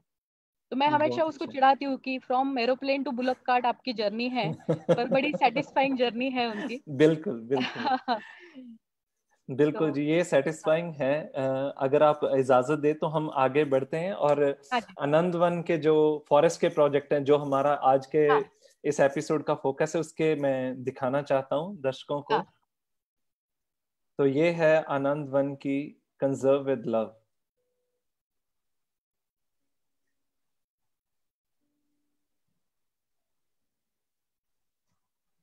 I always dreamed to make the world a better place by creating an army of tree planters who will not only restore and conserve native forests but also empower the local communities through sensitization, employment, and holistic well-being. But I wasn't very clear as to how to start. When I gave birth to my son Charvil, I decided that at least my son should be responsible towards environment and try to become carbon neutral. So together, when he was 6 months old, we started planting 1 tree every month. At the age of 5 years, 10 months, Shervil has planted 93 trees so far, becoming completely carbon neutral. However, I am deeply concerned about the legacy that we are going to leave for the next generation. During constant churning of thoughts, I decided to innovate in the space of afforestation through conservation of rare native trees with our partner, Afforest. Native trees are one of the most important species in the food chain. Less than 1% native trees are remaining in the core areas of the forest. That leads to less availability of food in the forest. And the animals like monkeys and deer come out to villages in search of food. Tigers follow them, which sometimes gives rise to man-animal conflict.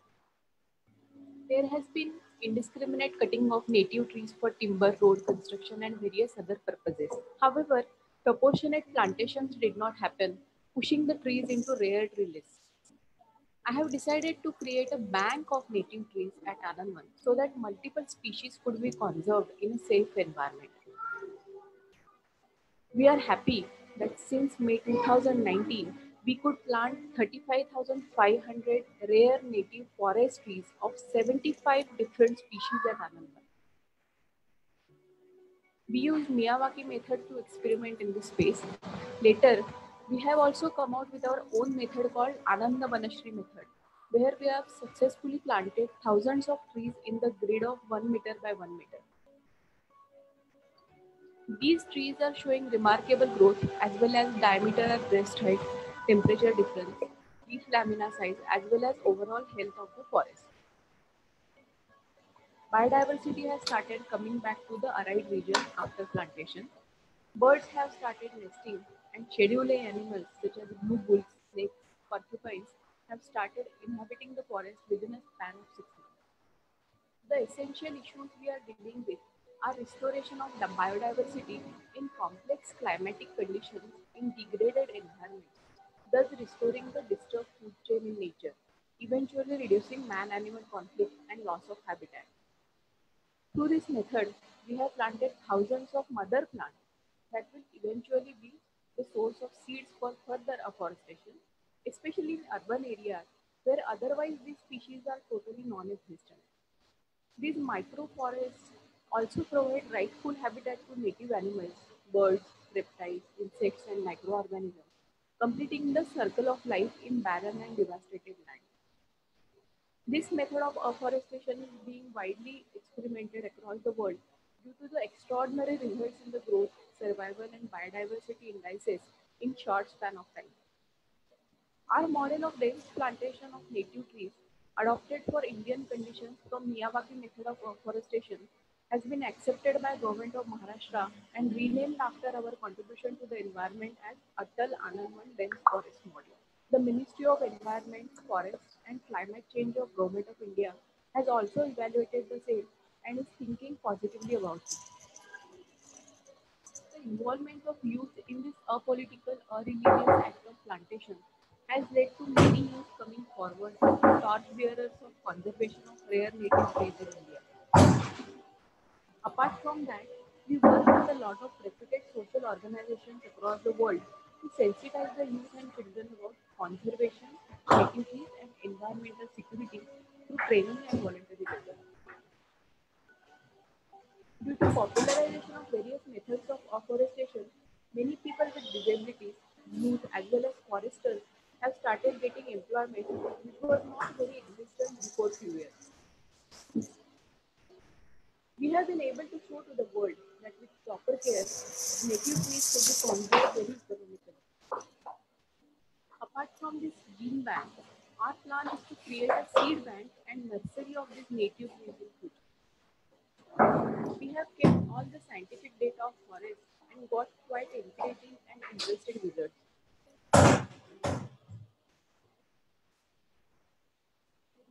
Rare native trees by planting 1 million trees as a step towards conservation of this soon to be extinct species.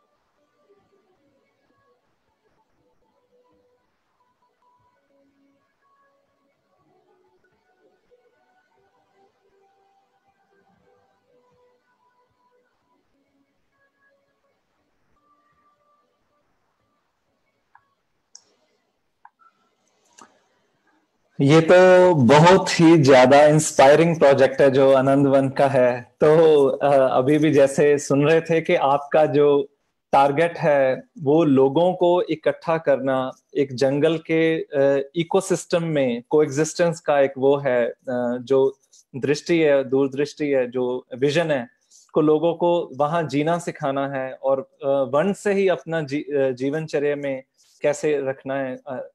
तो इसमें इस सब में जो आपका 1 million tree project का जो है टारगेट है, ये कितने वर्षों के लिए कितने वर्षों तक अचीव करना है? टाइम स्पैन क्या है इसका? थोड़ा सा मैं ये वीडियो के बारे में बता दूं कि ये वीडियो लास्ट अक्टूबर का है जी, 2019। 2019, हाँ, तो बहुत पुराना है। तो उसके बाद में काफी इवोल्यूशन हो गया हमारे थॉट्स में भी। तो आज तक अराउंड 45,000 नेटिव ट्रीज हमारे यहाँ लग चुके हैं। जो नेटिव फॉरेस्ट, हाँ, ये बहुत इम्पोर्टेंट है। 3 शब्द हमारे काम में बहुत इम्पोर्टेंट है। एक तो रेयर है, क्योंकि वृक्षारोपण में कॉमनली लगने वाले ट्रीज हमने अवॉइड किए हैं, क्योंकि वो तो लगने ही वाले हैं। बिल्कुल। तो रेयर ट्रीज को तो लोग काट रहे हैं, लेकिन उनके लिए जगह नहीं है, कोई सोच भी नहीं रहा है उनके लिए। तो हम बिल्कुल वही रेयर ट्रीज लेके आ रहे हैं जंगल से, जिनको, जैसे एक गोंगल करके है, बहुत ऑस्पिशियस पेड़ है। हाँ, गूगल कहते हैं उसको, गूगल शायद। हाँ, महाशिवरात्रि को शंकर को वो बिल्कुल वो चढ़ाते हैं। तो वो चढ़ाते वक्त लोग क्या करते हैं, बिकॉज वो ऊंचा होता है, तो पेड़ काट के वो 4-5 फूल निकाल लेते हैं। तो ये इकोसिस्टम में इतना बड़ा अच्छा रोल प्ले करता है ये पेड़, पर वो महाशिवरात्रि के दिन इनकी पूरी कत्ल हो जाती है। तो हमने यही सोचा कि अपने यहाँ ऐसा ऑर्फनेज बनाए हम ये ट्रीज का, कि अपने छोटे से आनंद वन के या जगह पे, और फिर उसका थोड़ा सा इवोल्यूशन ऐसे हुआ कि ये जो इनका जेनेटिक मटेरियल है, in the form of live tree और in the form of seed, दोनों ही फॉर्म है, हम कंजर्व करें, ताकि अगर जंगल से भी पेड़ गायब हो गया, तभी अपने यहाँ वो स्पीशीज या उसका जेनेटिक मटेरियल कंजर्व रहेगा। ये एक बात थी। उसके बाद में तो फिर जैसे शुभेंदु और सनी का हमारा हमेशा बात होते रहता है। अभी हमने सोचा है कि 550 एकड़ का एक जंगल बनाएंगे, जहाँ पे 1 मिलियन रेयर ट्रीज हम कंजर्व करेंगे। उतनी जगह हमारे पास है। और ये जंगल सिर्फ हम नहीं बनाएंगे, हम पूरी दुनिया से वॉलंटियर्स इनवाइट करेंगे। वहाँ पे उनका एजुकेशन होगा, और एक श्रम संस्कार छावनी करके कैंप हम पिछले 53 ईयर्स से चला रहे हैं। तो अराउंड 40,000 यूथ पूरे भारत भर के आके वहाँ पे 7 दिन रह के पूरा समाज कार्य का शिक्षण लेते हैं, श्रमदान करते हैं। तो अभी ये जो छावनी है ये पूरे साल में हम चलाएंगे, और वहाँ पे शास्त्रोक्त बिल्कुल पद्धति से उनको पेड़ लगाने का एजुकेशन भी देंगे जी। तो हमारा ये जो बिल्कुल लार्ज स्केल काम है, इसमें हमको कम्युनिटी की इन्वॉल्वमेंट चाहिए। हमको बिल्कुल उनका नॉलेज तो बढ़ाना ही है, लेकिन पेड़ों के साथ लगाव बढ़ाने की बहुत जरूरत है, क्योंकि हमको लगता है कि पेड़ ही एक चीज है जो पूरे एक तो फूड चेन बनाता है, जो एनिमल्स खाते हैं। पेड़ हमको ऑक्सीजन देता है, तो पेड़ सबसे इम्पोर्टेंट है।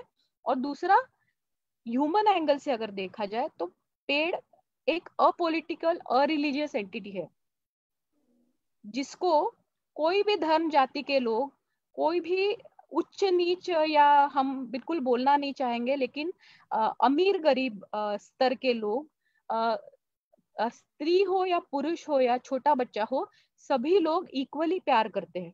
बिल्कुल तो सही कहा। ऐसी कोई दूसरी एंटिटी मुझे नहीं दिख रही है कभी। इनफैक्ट अगर एनिमल्स में ले तो एनिमल्स में भी लोगों का चॉइस होता है, लेकिन पेड़ों में चॉइस नहीं होता है। तो हमने सोचा कि पेड़ एक सिंबॉलिक हमारे यहाँ ले ले। और हमारे यहाँ तो आनंद वन में बिल्कुल बाबा के टाइम से ही पेड़ों पे गाने चलते हैं। हमारे यहाँ एक प्रोसेशन होता है जिसको वृक्ष दिंडी बोलते हैं, तो एक पालकी बना हुआ है। और वो कोई भी हमारे यहाँ फेस्टिवल हो, हम लोग हमारे यहाँ टेम्पल नहीं है। हमारे यहाँ सभी कम्युनिटीज के लोग हैं, लेकिन हमारे यहाँ टेम्पल नहीं है। एक ही रिलीजियस प्रोसेशन हमारा निकलता है, वो पेड़ का प्रोसेशन निकलता है।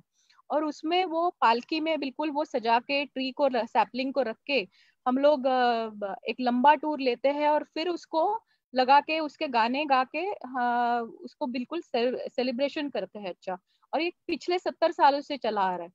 तो ये हमारा कम्युनिटी का थॉट ही अलग है। तो पेड़ों की पूजा करना, और एक एनोनिमस इनोसेंट ट्री का मेमोरियल भी हमारे यहाँ है, जो कि बाबा बोलते थे कि मुझे आनंदवन उभारने में जितने पेड़ काटने पड़े या जो गिर पड़े, उनका मेमोरियल मेरे यहाँ बनना चाहिए। तो बाकी कोई नेता का विदा का समाधि हमारे यहाँ नहीं है, लेकिन हमारे यहाँ पेड़ों का समाधि है। वेरी पायस थॉट। तो ये हम पले बड़े इसी वातावरण में है कि जो भी करना है, बर्थडे है या किसी का डेथ भी है, या किसी का कोई भी शादी है, पेड़ तो लगाने ही लगाने हैं। तो ये पूरा इकट्ठा करके हमने ये फॉरेस्ट का कंसेप्ट निकाला है 550 एकर्स का। तो इसमें हम जरूर चाहेंगे कि आप लोग भी इन्वॉल्व हो और हमको आप जितना मदद कर सके, हमारे लोकल एरियाज के हैं या फिर किसी को इंटर्नशिप करने आना है वो भी हमारे यहाँ आ सकते हैं। तो जितना जुड़ सके हमारे साथ बिल्कुल जुड़ने की मैं अपील करती हूँ आपके साथ, और जरूर आप लोग आओगे, ये भी मुझे विश्वास भी है। हमारे लिए बहुत बड़ा सौभाग्य होगा जी कि हम ऐसे स्थान पे जहाँ 550 एकड़ का लगना है फॉरेस्ट। 550 हमारे लिए वैसे भी इस साल हाँ ऑस्पिशियस चल रहा है। हाँ आप देख सकते हैं मेरी टी शर्ट भी 550 कह रही है आज, तो हाँ जी 550। तो तो हमारे लिए ये 550वां जो वर्षगांठ चल रही है इस साल, हाँ हाँ गुरु नानक देव जी का 550वां बना रहे हैं, हाँ तो जी हर जगह इसके अतिरिक्त लग रही हैं, फॉरेस्ट हाँ लग रही हैं हर जगह। तो पंजाब में जो काम है उसकी हम बाद में चर्चा करेंगे, उसके बारे में आपसे कुछ राय लेंगे। आप हाँ बता रहे थे कुछ 3 चीजें, एक रेयर स्पीशीज आप लगाते हैं और हाँ हाँ, रेयर है। दूसरा फॉरेस्ट है। ठीक है क्योंकि जी। फॉरेस्ट स्पीशीज क्यों लेना है, क्योंकि हम तो जंगल लगाने की बात कर रहे हैं और हमने अगर वहां पे गार्डन स्पीशीज लगाई तो क्या बात रही। हम्म। डॉक्टर मियावाकी हमेशा बोलते हैं कि जंगल स्पीशीज लगाओ। बिल्कुल। तो हम जंगल में हमको सनी और शुभेंदु ने जंगल सर्वे कैसा करना उसका हमको प्रशिक्षण दिया है। और मैंने जब मेरा फर्स्ट जंगल सर्वे किया था तो मेरा पूरा नेचर की तरफ देखने का आउटलुक ही चेंज हो गया। यानी हम कैसे करते थे कि कोई भी पेड़ दिखा तो उसका नाम नहीं पता, उसके गुणधर्म नहीं पता, कुछ नहीं पता, वो पेड़ है करके बस बिल्कुल है, जो हिलता डुलता नहीं है। हम्म। लेकिन जब हम जंगल में जाते हैं एक्सपर्ट के साथ में और उसके बारे में जानते हैं, तब पूरे लाइफ की तरफ देखने का नजरिया चेंज होता है। तो मैं बिल्कुल आपको सबको ही बोलना चाहूंगी कि लाइफ में कहीं गोवा मत जाओ, कहीं कहीं नहीं मत जाओ, एक बार जंगल में जाओ एक्सपर्ट के साथ, एक बार। और बिल्कुल। उसके साथ हर एक पेड़ का नाम और उसकी खासियत जान लीजिए, उसके बीज देखिए, उसके फल देखिए। वो जो प्यार उत्पन्न होता है उसके साथ में, वो प्यार आपको कहीं नहीं मिलेगा। बिल्कुल एक सही कहा जी आपने। साइंटिफिकली भी ये प्रूव हुआ है कि अ, जैसे जिसको जापानीज साइंटिस्ट फॉरेस्ट बेदिंग बोलते हैं या शिनरिन योकू बोलते हैं। तो दो जी। तीन चीजें मैं यहाँ बताना भी चाहूंगी कि फॉरेस्ट में जाना क्यों जरूरी है। कि एक तो उन्होंने सर्वे किया था कि अ, एक वॉलंटियर ग्रुप जंगल में चलाने को भेजा था। एक वॉलंटियर ग्रुप को जंगल के पेड़ों को बिल्कुल स्टेशनरी देखने के लिए बोला था। और ये 3 वॉलंटियर लोगों का उन्होंने कॉर्टिसोल हार्मोन चेक किया। अब कॉर्टिसोल हार्मोन क्या है, तो ये अपना स्ट्रेस हार्मोन है जो स्ट्रेस बढ़ाता है। और ये अपने सलाइवा में, कि फॉरेस्ट में जो लोग वॉक कर रहे थे उनका कॉर्टिसोल हार्मोन काफी कम हो गया था। हम्म। और जो सिर्फ पेड़ों की तरफ देख रहे थे उनका भी कम हुआ था, लेकिन जो घर के अंदर चल रहे थे उनका बढ़ गया था। फिर दूसरा भी उसके बारे में ये है कि एक फाइटोनसाइड्स करके इम्यूनिटी बूस्टर ट्रीज एमिट करते हैं। तो ये फाइटोनसाइड्स बहुत अच्छे रहते हैं अपनी इम्यूनिटी के लिए। तो जब भी हमने काफी बार एक्सपीरियंस भी किया होगा कि बहुत टेंशन है, स्क्रीन में देखने की इच्छा नहीं है, या कोई सिर्फ बैकयार्ड में जाके चल के आए तो अच्छा लगता है। तो ये क्यों लगता है, बिकॉज ट्रीज ये कुछ कुछ चीजें एमिट भी करते रहते हैं, पॉजिटिव वाइब्रेशन एमिट करते हैं। और तीसरा उन्होंने साइंटिस्ट लोगों ने देखा कि बच्चे जो हाइपर एक्टिव होते हैं, स्पेशली जिन बच्चों को मैनेज करने की ताकत हम मेंशन डेफिसिट हाइपर एक्टिव जाया गया, तो इन बच्चों के बिहेवियर में काफी शांतता आती है, काफी ये बच्चे शांत हो जाते हैं। तो ऐसी काफी चीजें आपको इनफैक्ट गूगल करने पे भी मिलेगी। तो ये रहा फॉरेस्ट का, हाँ, जी। Rare, forest forest. और नेटिव ट्रीज। नेटिव क्यों लगाने हैं?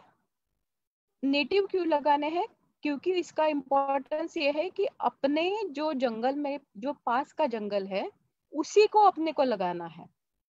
अपने को कोई सिंगापुर का या कोई अमेरिका का झाड़ नहीं लगाना है, कितना भी अपने को अच्छा देता है, अपने को अपना लोकल ही पेड़ लगाना है। और लोकल पेड़ों का जानकारी अपने को पुराणों में, अपने ग्रंथों में भी दिया है, जो सेक्रेड ट्रीज है उसके बारे में भी दिया है। तो ये सारी चीजें अपने को नॉलेज लेके ही लगानी है, क्योंकि बाहर से देशों में से आया हुआ जो ट्री है वो काफी बार इन्वेजिव होता है और लोकल ट्रीज को बढ़ने नहीं देता। ऐसे बहुत सारी एग्जाम्पल्स है, जैसे सुबाबुल का ट्री है या फिर पेल्टोफोरम है। इन ट्रीज ने काफी अपना, जैसे गुलमोहर भी है, इन्होंने पूरे नेटिव ट्रीज को खत्म कर देने का एक बीड़ा उठाया है। जैसे तो रेयर नेटिव फॉरेस्ट ट्रीज अपने को लगाने हैं। जी,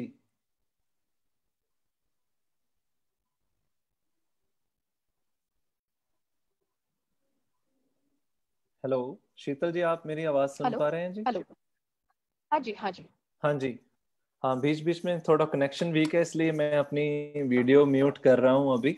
हाँ जी। तो आप हमें ये बताइए, जो 1 मिलियन का आपका ट्री प्रोजेक्ट का है, उसमें एक आप रेयर फॉरेस्ट और नेटिव स्पीशीज का जो आपने बताया, ये बहुत ही अच्छी जानकारी थी। हमारे साथ जितने भी हमारे फॉरेस्ट मेकर्स और व्यूअर्स जुड़े हुए हैं, उनके लिए भी ये समझना जरूरी है जो आपने बताया कि अपने नेटिव ट्रीज जो अपने लोकल हैं और हमारे जंगल के हैं जो पंजाब के, और जो ट्रीज जैसे लुप्त हो रहे हैं, यहाँ पे रोहेड़ा का बहुत नाम हुआ है कि रोहेड़ा का ट्री और जो करीर का केर जिसको बोलते हैं, वो ट्रीज पंजाब के होते थे और फराश जैसे अब मिलते ही नहीं है। तो ऐसे हर जगह की कुछ ना कुछ मूल प्रजातियां हैं जो अभी लुप्त होने जा रही हैं या लुप्त हो रही हैं। दिनों दिन हमें उनको बचाना चाहिए, उनका संरक्षण करना जरूरी है। आप मियावाकी फॉरेस्टेशन मेथड के बारे में बात कर रहे थे। आपने जो ये मेथोडोलॉजी क्यों अपनाई बिगिनिंग में जब आपने शुरू किया? एक तो शुरू किया तब मेरे मन में बहुत ऐसा बड़ा विचार नहीं था। मैंने सिर्फ सोचा था कि मेरे बच्चे को मैं कार्बन न्यूट्रल कर दूं। तो हमने बिल्कुल एक छोटा सा प्रोजेक्ट हाथ में लिया था कि जब वो 6 महीने का था, महीने एक ही हम लगाते थे। तो ऐसा करके कुछ महीनों में हमारा लगाना नहीं हुआ। कुछ महीने हमने 2 ट्री लगाए, कुछ महीने 3 लगाए, कुछ महीने 35 लगाए। तो अभी वो 6 साल का है और उसने 93 ट्रीज लगाए हैं। तो यहाँ से शुरुआत हुई। फिर उसके बाद में शुभेंदु और सनी का जैसा मेरा कांटेक्ट आया, तो वो टाइम पे हमने फिर सोचा कि इस प्रोजेक्ट को एक अलग से विजन दे सकते हैं। और उनका जो विचार है डॉक्टर मियावाकी का कि पेड़ आपस में जैसे पोटेंशियल नेचुरल वेजिटेशन पद्धति से वो लगाते हैं। और डॉक्यूमेंट्रीज भी काफी देखी, पढ़ा भी उसके बारे में कि पेड़ जो रूट्स और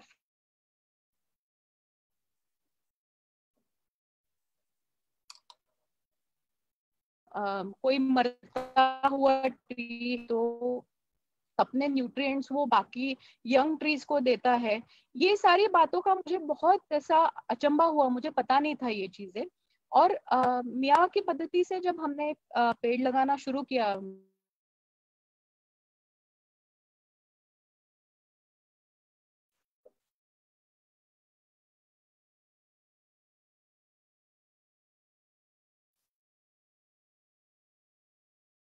फास्ट है।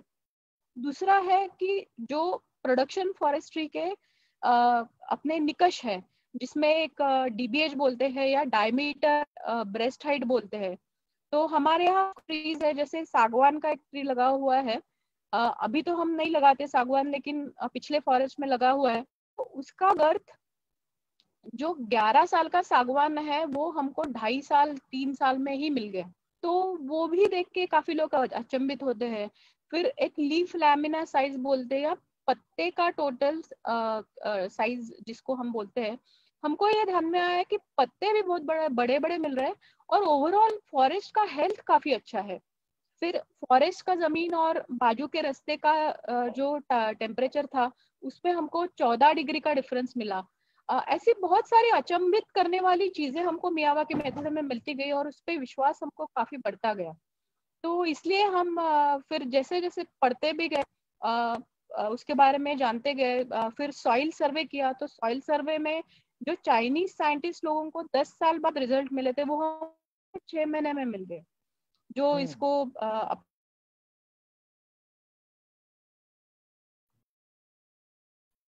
हम तो अभी टिप्पणी नहीं करेंगे। हम सोच रहे हैं कि 6-7 साल बिल्कुल वेट करेंगे और उसके बाद में डेटा पब्लिश करेंगे। हमारे पास बोटानिस्ट है, एग्रीकल्चरिस्ट है, तो सभी लोग अपने को हमको एड कर रहे हैं इसमें। तो ऐसे चौकन्ने हो जाते हैं लोग देख के कि ये क्या चल रहा है भाई, ये क्या चल रहा है।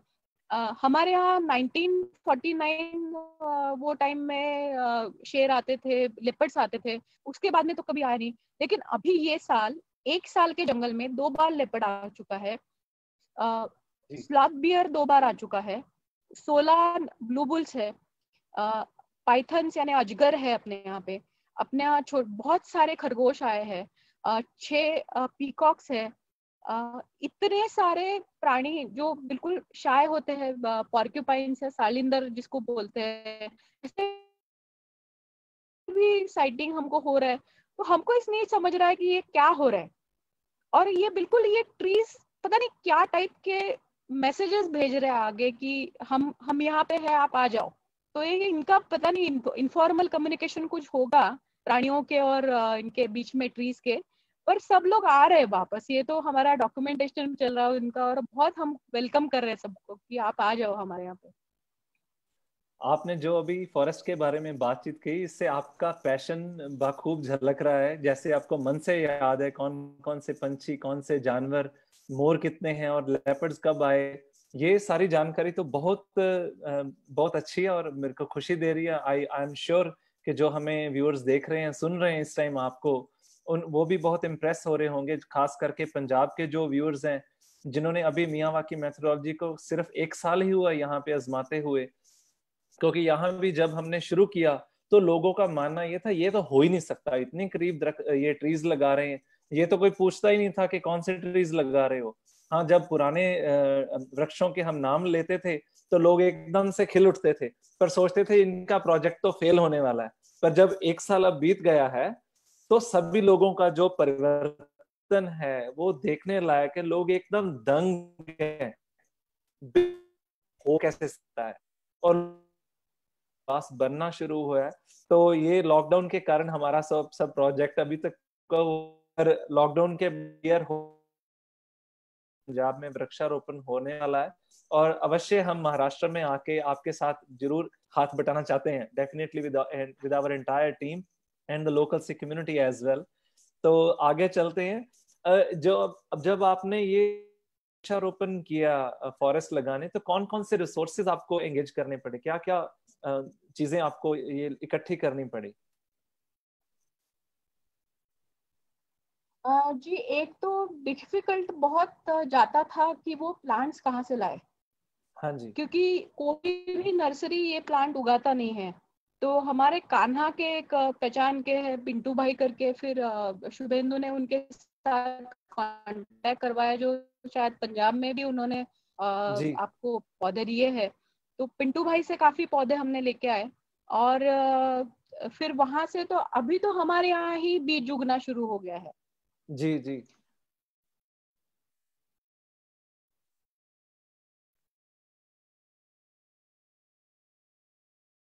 आपका कनेक्शन काफी ब्रेक हो रहा है Sheetal ji, I don't know what's the reason.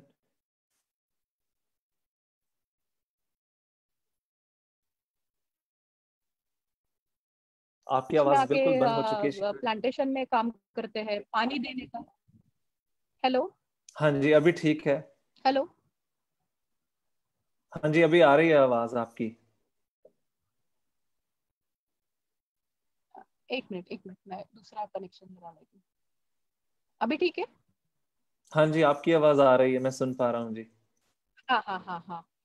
तो हमारे यहाँ के जो दिव्यांग लोग हैं वो काम में बहुत एक्टिव है।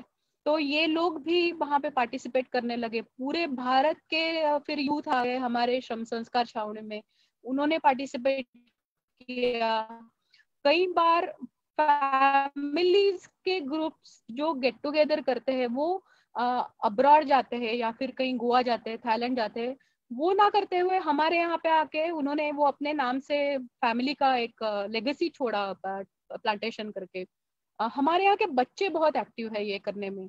तो प्लांटेशन का भी काम करना है और पानी देने का तो इतना रिलीजियसली काम करना है, करते हैं कि वो पूछो ही मत। तो हमने समाज के जितने सारे लोग हैं उनको सबको यहाँ पे इन्वॉल्व किया, और जी जो भी विजिटर आता है हम कंपल्सरीली उनके हाथ से पेड़ लगाते ही लगाते हैं।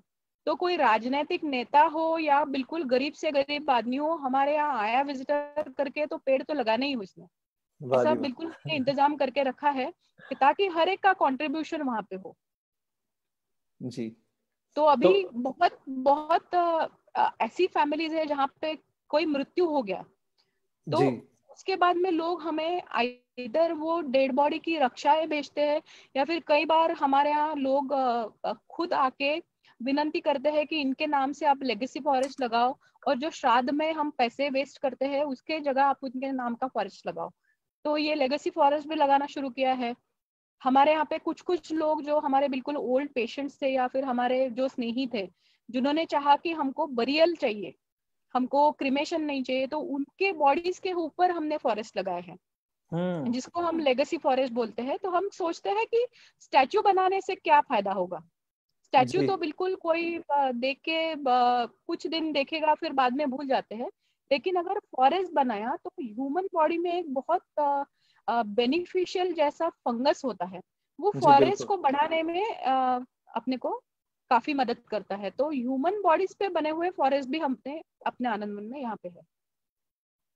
जी आपका सफर बहुत ही अच्छा रहा अभी तक जो फॉरेस्ट मेकिंग में, और हमने ये भी सुना है और पढ़ा भी है कि आपने महाराष्ट्र गवर्नमेंट को इसमें एनरोल कर लिया है कि Miyawaki methodology for the first time in the हाँ, हिस्ट्री ऑफ इंडिया के किसी स्टेट गवर्नमेंट ने मियावाकी मेथोडोलॉजी को अपनी पॉलिसी में रख लिया हो।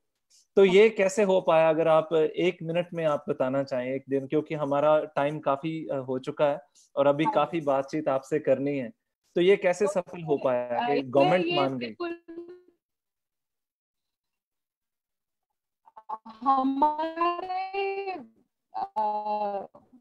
विकास खारगे सर करके है, और हमारे जो वन मंत्री थे वो टाइम के सुधीर मुनगंटीवार जी, अ, विकास खारगे सर को मैंने एक बार फेसबुक पे टैग करवाया था और सर को देखा, बोला था कि सर आप एक बार देख लो। जी सर इतने इतने अच्छे हैं, और बिल्कुल आप अभी तो हमारे जो चीफ मिनिस्टर है उनके वो प्रिंसिपल सेक्रेटरी है। सर ने जब देखा तब सर को भी विश्वास नहीं हुआ कि ये क्या है। फिर सर ने एक टीम भेजा, वो टीम को भी विश्वास नहीं हुआ, और उसके बाद में तो हमारे वन मंत्री जी ने कॉन्फ्रेंस में ही मुझे प्रेजेंटेशन देने को बोला। तो मैंने पूरा साइंटिफिक डेटा लेके वहां पे प्रेजेंटेशन दिया, और सबको वो इतना पसंद आया कि उन्होंने तभी के तभी वो अडेप्टेशन कर लिया उसका पॉलिसी का। फिर उसके बाद में उन्होंने एक कमेटी भी बनाई थी। तो हमने 10-12 जगह का सर्वेक्षण करके गवर्नमेंट को साइंटिफिक डॉक्यूमेंट सबमिट किया, जिसके ऊपर से फिर उनको उन्होंने एक अटल आनंदवन घन वन योजना करके अपनी पॉलिसी में उसको समाविष्ट कर लिया है। तो कन्विंस करने में, क्योंकि जब अपने पास डेमोन्स्ट्रेशन हो तो कन्विंस करने का ज्यादा एफर्ट लेना भी नहीं पड़ता है। और बिल्कुल सही। उनके ही पैरामीटर यूज करके जब मैंने उनको बोला कि जो डीबीएच है, लीफ लैमिना साइज है, ये है, वो है, सॉइल सर्वे है, तो वो कन्विंस बिल्कुल हो गए, बहुत जल्दी हो गए सारे लोग कन्विंस। जी बिल्कुल। तो शीतल जी, हम इसके आगे हम जैसे चलते हैं, तो आपका जो एक हिंदी में वीडियो है आपका आनंद वन का, जिसमें आपने काफी पैरामीटर्स जो आप डिस्कस भी कर रहे थे वो दिखाना चाहते हैं हाँ जी। दर्शकों को। 1 सेकेंड, अभी मैं स्टार्ट कर रहा हूँ।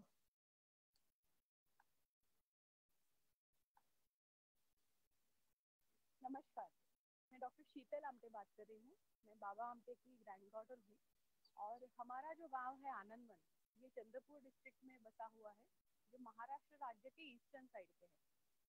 2016 में जब हमारा शुभेंदु और सनी से ईमेल एक्सचेंज हुआ था, उस टाइम पे हमने सोचा था कि फॉरेस्ट बनाए, क्योंकि वो कॉन्सेप्ट हमें बहुत अच्छा लगा था।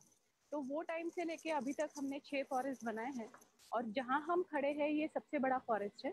ये पूरा 1 एकड़ में फैला हुआ है और अराउंड 10,500 ट्रीज यहाँ पे लग चुके हैं।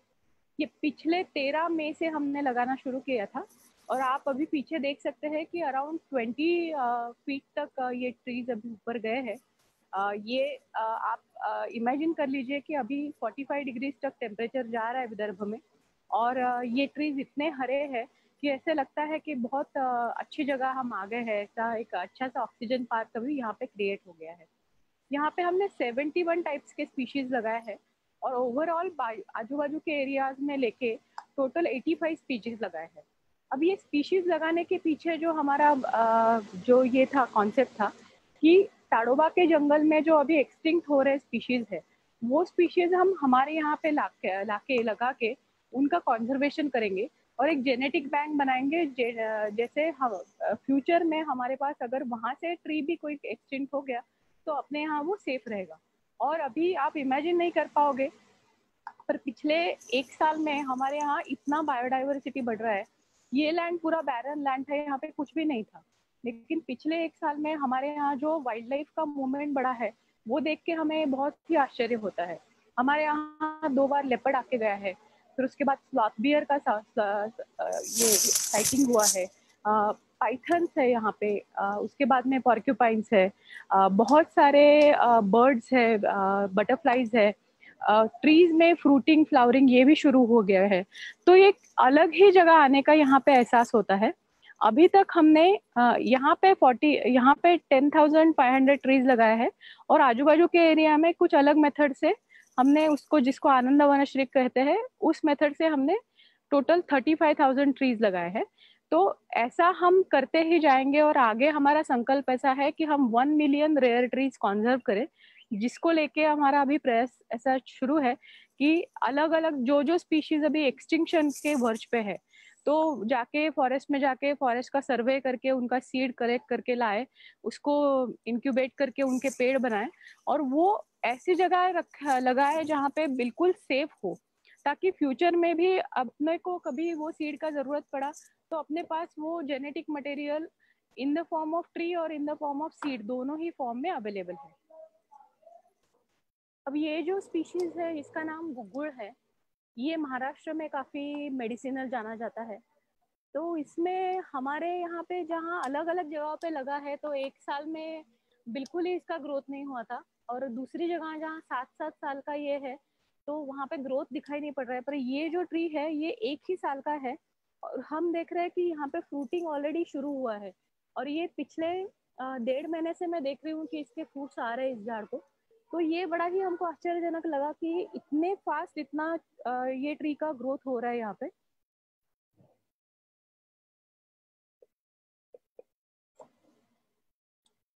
इस फॉरेस्ट में हमको एक बात और भी ध्यान में आई कि इन पेड़ों के जो पत्ते हैं वो आम तौर के पत्तों पे से ज्यादा बड़े हैं।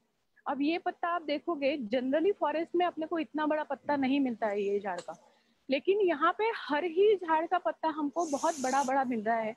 ये फॉरेस्ट डिपार्टमेंट में भी कंफर्म किया है कि जो लीफ लैमिना साइज जिसको बोलते हैं वो एक्स्ट्राऑर्डिनरी में हमको बड़ा मिल रहा है।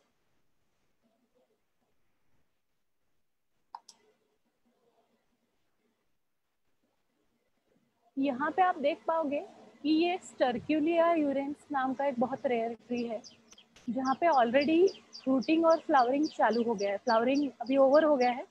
अभी ये जो अपने को दिख रहा है यहाँ पे इसके अंदर सीड्स होंगे और ये सीड डिस्पर्सर का काम अभी ये शुरू कर देगा। तो बहुत सारे रेयर ट्रीज को हमको ये देखने को मिल रहा है कि जहाँ पे फ्रूटिंग फ्लावरिंग और दूसरा नेस्टिंग भी हो रहा है छोटे छोटे ट्रीज पे।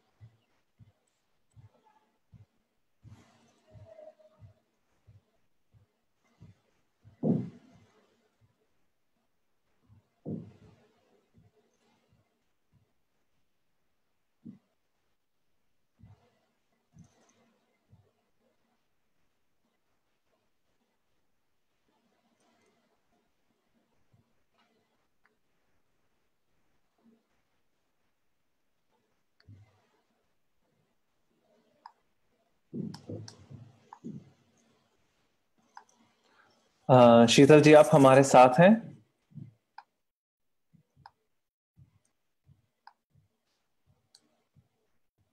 हाँ जी शीतल जी, आप हमारे साथ हैं?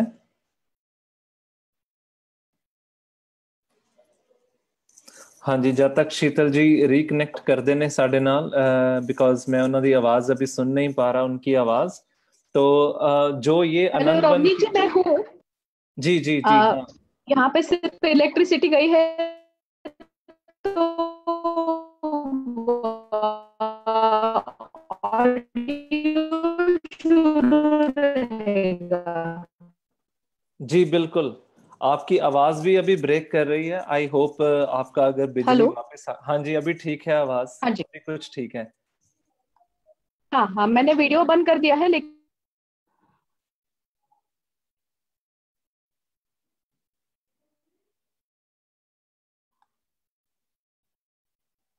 हेलो। हाँ जी। हाँ जी, अभी आवाज आ रही है जी। तो ठीक है, वीडियो जितना देर बिजली नहीं आती, पावर नहीं आती, तो आप ऐसे ऑडियो में बात कीजिए। आपकी जो ये हमने हिंदी में वीडियो चलाई, इसका भी कुछ ना कुछ यहाँ पे इंटरनेट का आज इशू आ रहा है, क्योंकि बाहर तो माहौल काफी तूफान का है। आई don't know what's happening today. तो आधी हाँ आधी वीडियो तो हम दिखा पाए, उसमें आधी में बिल्कुल हाँ। ऑडियो ही था, वीडियो नहीं दिखा पाए। लेकिन हम ओके। इस कड़ी को आगे जारी रखते हैं, क्योंकि लास्ट जो पोर्शन था जिसमें आपने वो बताया कि कौन से पैरामीटर्स थे जो आपने, जैसे पत्तों का साइज है, जो उनकी हाँ सीड अभी आ रहे हैं, फ्लावरिंग हो रही है और हाँ ब्रांचेस बन रही हैं, प्लांट की थिकनेस बढ़ रही है, उनकी बार्क आनी शुरू हुई है। ये सारे पैरामीटर्स ही हैं जिससे हम किसी भी पेड़ और या फिर कहिए फॉरेस्ट का जो है ग्रोथ, उसको उसका मापदंड होता है। इसके अलावा आपने वहां पे जो वाइल्ड लाइफ की दिखाई और छोटे कीड़े मकोड़े और बहुत कुछ ऐसे आ रहा है जो उसके बारे में बताया। तो आम लोग जहाँ पे, ये मैं कहना चाहता हूँ कि जहां तक यहाँ के लोग हैं, तो हमेशा पेड़ की हाइट ही देखते हैं लोग, पत्तों का साइज, उनकी हेल्थ, प्लांट की क्वालिटी, उसका बेनिफिट, उस पे माइक्रोबियल ग्रोथ कैसा है और कौन से कीड़े आ रहे हैं, ये लोग कम देख रहे हैं। तो आपने बहुत अच्छा दिखाया। तो इसके बारे में एक थोड़ा सा बताइए कि आनंद वन में जो फॉरेस्ट लगे हैं, इसका आपको सोशल बेनिफिट क्या हुआ? जो वहां पे आपके साथ कम्युनिटी रहती है, कितने लोग हैं और उनको फॉरेस्ट में क्या बेनिफिट हो रहा है?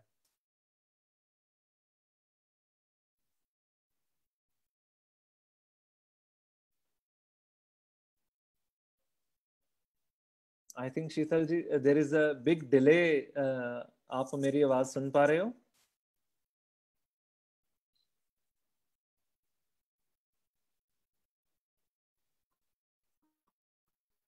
हेलो।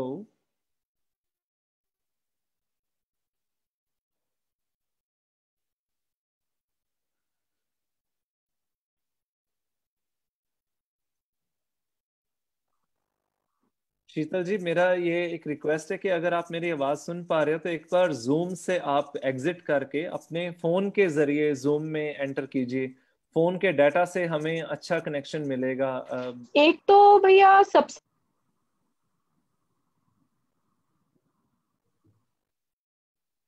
हेलो। हाँ जी, अभी आई आवाज। हाँ हाँ हाँ, अभी अभी इलेक्ट्रिसिटी आ गई। ओह वो ग्रेट। हमारे यहाँ का हमेशा का प्रॉब्लम है यहाँ का। हमारे ही डिस्ट्रिक्ट में इलेक्ट्रिसिटी बन के पूरे स्टेट को जाता है, लेकिन हमारे यहाँ सबसे पुअर क्वालिटी का इलेक्ट्रिसिटी है यहाँ। वो एक हमको हमेशा फेस करना पड़ता है। जी। सो हाँ मैं जी। पूछ रहा था, आनंद वन में सोशल बेनिफिट क्या हुआ? यहाँ कितने लोग रहते हैं आपके पास? हमारे यहाँ 2,500 लोग रहते हैं। और पूरा कॉलेज और ये सारा मिला के हमारे टोटल 7,000 लोग हैं। जिसमें जो रिसोर्स कंज्यूम करते हैं, जिसको हम बोलेंगे कि कैटल भी आ गया, उसमें 300 कैटल भी आ गया, क्योंकि वो भी हमारा, हम गिनते हैं उनको। तो जी। आ, हमारे यहाँ सबसे बड़ा बेनिफिट, सोशल बेनिफिट तो ये हुआ कि आनंद वन में बहुत ज्यादा एम्प्लॉयमेंट क्रिएट हुआ, आनंद वन और आनंद वन के आजू बाजू के गांव में। हम्म। दूसरा, हर एक डिसेबिलिटी के व्यक्ति ने इस जंगल में पेड़ लगाने की ठान ली, तो हर एक के नाम का अभी हमारे यहाँ पेड़ है और जी वो जानते हैं, उनको एक लगाव सा हो गया। तीसरा, मैंने देखा आज तक जितने प्रोजेक्ट्स पे मैंने काम किया है, जैसे डिसेबिलिटी के काफी प्रोजेक्ट्स पे किया, हेल्थ पे किया, एजुकेशन पे किया, पर इस प्रोजेक्ट में जो बॉन्डिंग हमारी बढ़ी जी। वो दूसरे किसी प्रोजेक्ट में नहीं बढ़ी। तो एक बहुत बड़ी टीम हमारी खड़ी हो गई है जो बिल्कुल एक दूसरे के लिए जान देने के भी तैयार है। वाओ। तो ये मुझे मियावाकी मेथड का बहुत ये लगता है, बाकी कोई मेथड में मुझ में ऐसा डेडिकेशन नहीं आया, क्योंकि यहाँ पे अपने को बिल्कुल जीवामृत का भी उसमें भी हाथ डालना पड़ता है, वो बनाना भी पड़ता है। तो लोग मट्टी से लेके जीवामृत बनाने से लेके उसको प्लांट्स में डालने से लेके हर चीज में इन्वॉल्व होते हैं, और इतना सिस्टमेटिकली नॉलेज गेन करके इन्वॉल्व होते हैं, तो वो टीम का ना आपस में बॉन्डिंग बहुत अच्छे से बनता है। तो ये मुझे मियावाकी मेथड का सबसे ज्यादा बड़ा बेनिफिट लगता है कि आपको अगर टीम खड़ा करना है तो सबसे पहले एक मियावाकी फॉरेस्ट बनाओ और फिर बाद में बिजनेस चालू करो। वाह जी ये वाह। मेरा एक टेक होम होगा आपके लिए। ये ऐसी एग्जाम्पल हमने पहले तारापुर में सुनी थी चरण हाँ। सिंह जी से। तो उन्होंने हम्म। फॉरेस्ट लगाया था, वो बोलते थे मेरे बिजनेस में जो एम्प्लॉयज हैं उनका हाँ। आपस का तालमेल इतना अच्छा बढ़ गया क्योंकि उन्होंने हाँ फॉरेस्ट लगाना शुरू की है। ਸੋ जी ਤਿੰਨ ਟੇਕਅਵੇਜ਼ ਨੇ ਮੈਂ ਸਰੋਤਿਆਂ ਨੂੰ ਦੱਸਣਾ ਚਾਹਨਾ ਵਾਂ। ਜੇ ਤੁਸੀਂ ਜੰਗਲ ਵਿੱਚ ਆਪਣੀ ਕਮਿਊਨਿਟੀ ਨੂੰ ਜਾਂ ਆਪਣੇ ਕਾਲਜ ਦੇ ਵਿੱਚ ਜਾਂ ਆਪਣੇ ਪਿੰਡ ਦੇ ਵਿੱਚ ਜਾਂ ਕਿਸੇ ਵੀ ਇੰਸਟੀਟਿਊਸ਼ਨ ਦੇ ਵਿੱਚ ਤੁਸੀਂ ਲਗਾਉਂਦੇ ਹੋ ਮਿਆਵਾਕੀ ਫੋਰੈਸਟ, ਜਿਹੜੀ ਗੁਰੂ ਨਾਨਕ ਪਵਿੱਤਰ ਜੰਗਲ ਲਹਿਰ ਅਸੀਂ ਸ਼ੁਰੂ ਕੀਤੀ ਹੈ, ਇੱਕ ਤਾਂ ਉੱਥੇ ਏਮਪਲੋਇਮੈਂਟ ਜਨਰੇਟ ਹੋਈ, ਜਿਵੇਂ ਇਹਨਾਂ ਦੇ ਲੋਕ ਬਿਜ਼ੀ ਹੁੰਦੇ ਨੇ, ਕੁਛ ਨਾ ਕੁਛ ਉੱਥੇ ਏਮਪਲੋਇਮੈਂਟ ਹੁੰਦੀ ਹੈ। ਦੂਜਾ ਕਨੈਕਟ ਵਿਦ ਦ ਨੇਚਰ, ਸੋ ਕੁਦਰਤ ਦੇ ਨਾਲ ਤੁਹਾਡਾ ਇੱਕ ਜਿਹੜਾ ਪਿਆਰ ਹੈ ਵੱਧਦਾ। ਤੇ ਤੀਜੀ ਚੀਜ਼ ਟੀਮ ਸਪਿਰਿਟ, ਜਿਹੜੀ ਟੀਮ ਸਪਿਰਿਟ ਦੇ ਇਹਨਾਂ ਨੇ ਗੱਲ ਕੀਤੀ, ਆਪਸ ਵਿੱਚ ਮਿਲਵਰਤਨ, ਇਤਫਾਕ ਵਧਣਾ। ਉਹ ਸਾਰੇ ਪਿੰਡਾਂ ਦੇ ਵਿੱਚ ਜਿੱਥੇ ਵੀ ਅਸੀਂ ਫੋਰੈਸਟ ਲਗਾਈਆਂ ਉੱਥੇ ਵੀ ਅਸੀਂ ਸੁਣਦੇ ਹਾਂ ਖਬਰਾਂ।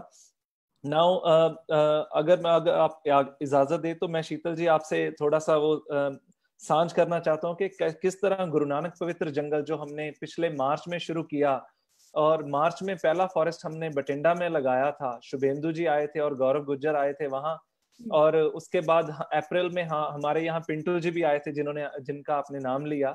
तो मिलजुल के हमने हमारी टीम को ट्रेन किया, यहाँ पंजाब के नौजवानों को, लड़कों लड़कियों को 300 से ज्यादा हमने कॉलेज के और गांव के जो लोग हैं उनको हमने ट्रेनिंग दी इस मियावाकी मेथोडोलॉजी में। जहां भी जाते थे जंगल लगाते थे और उनको एंगेज करते थे, और रुक रुक के वहां उनको एक एक लेसन की इंपॉर्टेंस बतानी कि ये ऐसा क्यों हो रहा है, स्पीशीज को मिलजुल के कैसे लगना है, हर्ब श्रब्स के हैं, 4 लेयर्स कैसे हैं, ये सब कुछ हम उनको बताते थे। और ऐसे लोग जुड़ते गए और चलते चलते आज हमारे पास 25 ऐसे फॉरेस्ट मेकर्स हैं जो हमारे साथ जुड़ के काम करे। कहीं भी फॉरेस्ट लगानी है तो एक आवाज में वो उठ के जाते हैं, चाहे इंडस्ट्री में हाँ लगानी है, जी। लुधियाना में है, हमारे यहाँ करीब पंजाब की हर डिस्ट्रिक्ट में हमने जंगल लगाया है।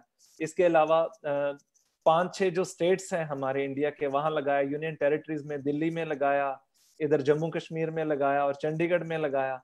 तो ऐसे काम बढ़ रहा है। तो आप हमें ये बताइए कि पंजाब को वातावरण में, हमें नेचर में क्या बेनिफिट हो सकता है, ये आपके मुंह से सुनना चाहते हैं कि पंजाब में क्या परिवर्तन होगा नेचर में, कुदरत में और एनवायरनमेंट में अगर हम ये लहर को कंटिन्यू रखते हैं। हेलो। हाँ जी, हाँ जी, आपने मेरा सवाल सुना जी? आपका सवाल थोड़ा सा मुझे लास्ट नहीं, हाँ, मैं पूछ रहा था इन टर्म्स ऑफ बायोडाइवर्सिटी। आपका सवाल मुझे लास्ट का नहीं सुनाई है। हाँ जी, मैं पूछ रहा था in terms of biodiversity, in terms of environmental benefits, पानी का हेलो। कुछ कुछ तो गड़बड़ है जी आज इंटरनेट के कनेक्शन में। तो मैं रिपीट कर रहा हूँ, अभी आवाज ठीक है जी? हाँ हाँ मैंने अपना वीडियो म्यूट किया है। तो पंजाब को क्या हाँ जी। हाँ बेनिफिट जी। होने वाला है अगर हम ये गुरु हाँ नानक पवित्र जंगल की जो लहर है इसको कंटिन्यू रखते हैं? तो यहाँ के पानी को, यहाँ के एक तो बायोडाइवर्सिटी। सबसे बड़ा आपको बेनिफिट, जी कहिए। हाँ, पानी को, डाइवर्सिटी को, और एयर क्वालिटी को।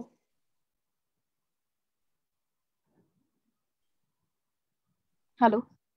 हाँ, तो एक तो आपको बिल्कुल क्लियरली दिखाई पड़ेगा कि फॉरेस्ट मेकर है अपने, एक छोटा डिवाइस मिलता है जिसमें ह्यूमिडिटी और टेम्परेचर हम नाप सकते हैं।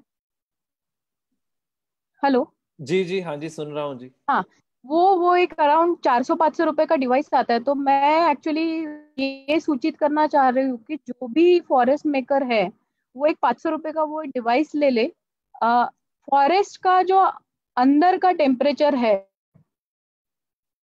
और बाहर का टेम्परेचर है, ये आप जब देखोगे तो आपको ही पता चलेगा कि फॉरेस्ट के पास के एरियाज में ठंडा महसूस होता है, फॉरेस्ट के बाहर गर्मी है। एक तो ये बिल्कुल स्टार्क डिफरेंस दिखेगा। दूसरा, एयर क्वालिटी इंडेक्स जो है उसमें डेफिनेटली फर्क आ जाता है, क्योंकि ट्री जो है ये सारा जो धूलिकण है उसमें से कार्बन डाइऑक्साइड अपने में लेके उसको प्यूरिफाई करके ऑक्सीजन बना के बाहर छोड़ते हैं। तो जब ये इतने छोटे छोटे फॉरेस्ट आपके यहाँ लग जाएंगे तो डेफिनेटली पंजाब में एयर क्वालिटी इंडेक्स का तो ये होगा ही। और स्पेशली जब आप अभी तो 550 आप लगाने वाले हैं, लेकिन आई एम श्योर कि इसके बाद आप नहीं रुकने वाले, आप बड़ा फॉरेस्ट डेफिनेटली बनाओगे। तो बड़े फॉरेस्ट में आपको ये भी दिखेगा कि वहाँ पे वाइल्ड लाइफ आ रहा है, वहाँ पे बच्चे आ रहे हैं, वहाँ पे सारे लोग आ रहे हैं। तो एक यूनाइटेड नेशंस के रिपोर्ट में मैंने पढ़ा था कि 20 साल बाद अपने को ऑक्सीजन बार की जरूरत पड़ने वाली है। बार तो कोई भी बुराई है, पर ऑक्सीजन बार तो मुझे ये बार से भी ज्यादा बुरा लगता है, क्योंकि जो बेसिक नेसेसिटी है अपने लाइफ की ऑक्सीजन, वही अगर खत्म होते आया तो क्या जीने में मतलब है। तो ये जो आप ये लगा रहे हो ना छोटे छोटे फॉरेस्ट, ये these are all oxygen bars for your children. तो ये है। फिर दूसरा, ये जो अपने मियावाकी फॉरेस्ट में हम जीवामृत डालते हैं, तो ये जो जीवाणु है, ये जीवाणु जमीन के नीचे जाके जो पानी के बहते हुए झरने होते हैं, जो इनविजिबल होते हैं, उसको क्लीन करने का काम करते हैं। तो अगर कोई ऐसे दूषित झरने के पास में हमने ऐसे फॉरेस्ट लगाए बड़े बड़े, तो डेफिनेटली आपको कुछ साल बाद ये दिखाई पड़ेगा। स्पेशली जो सीवेज ट्रीटमेंट प्लांट है उसके पास में भी हम लोग ट्राई करने वाले हैं। वहां पे अगर उसके पास में ये फॉरेस्ट लगाएंगे तो सीवेज ट्रीटमेंट प्लांट जैसा ये फॉरेस्ट काम करेगा। तीसरा है कि बायोडाइवर्सिटी है, तो पंछी प्राणी आना शुरू हो जाएगा, बटरफ्लाईज आना शुरू हो जाएगा, कई बार वाइल्ड लाइफ भी आना शुरू हो जाएगा जो आपको कभी शहर में दिखाई नहीं पड़ा है। तो ऐसे बहुत सारे बेनिफिट्स है मेरे पास, तो ऐसे 18-19 बेनिफिट्स का लिस्ट है जो उससे बढ़ता है। तो ये अराउंड 6 महीने से 1 साल में ही अपने को ये डिफरेंस दिखने को मिलता है मियावाकी फॉरेस्ट में।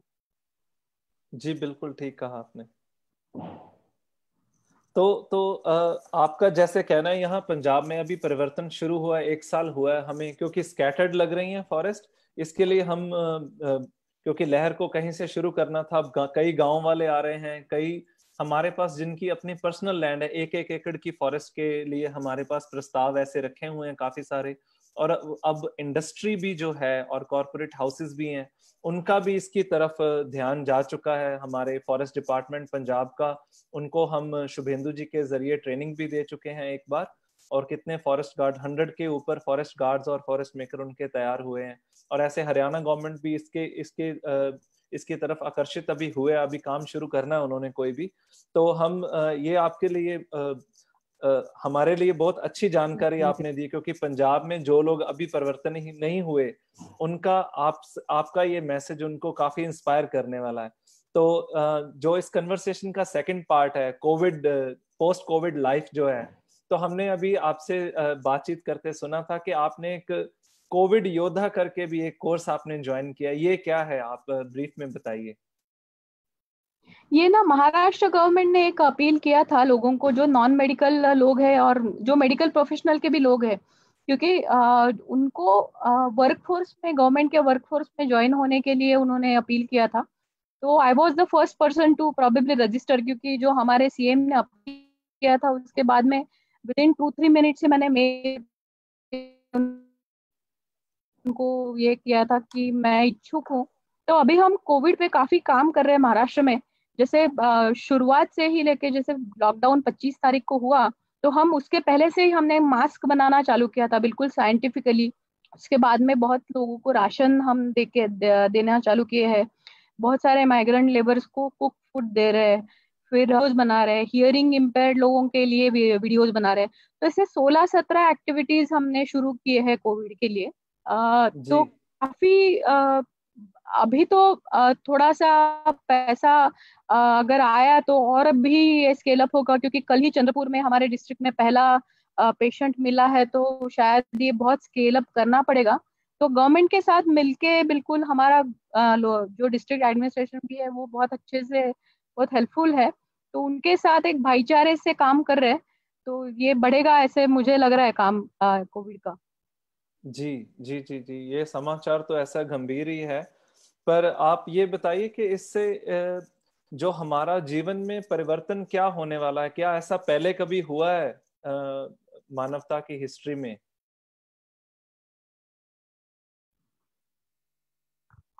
जी, मानव तो हमेशा ही नेचर के साथ फिडल करते आया हुआ ही है। जब से मानव मुझे लग रहा है पैदा हुआ, वो एक ही जी स्पीशीज है जो नेचर के साथ फिडलिंग करते आई है। तो एक मैं बहुत विविड एग्जांपल आपको चाहूंगी कि 1872 के अराउंड येलोस्टोन नेशनल पार्क बना था यूएस में। तो जी जी वहां पे जो कैटल ग्रेजर्स थे, या जो गुराखी बोलते हैं हम, वहां के बकरियां पालने वाले लोग, वहां के शिप्स पालने, ये है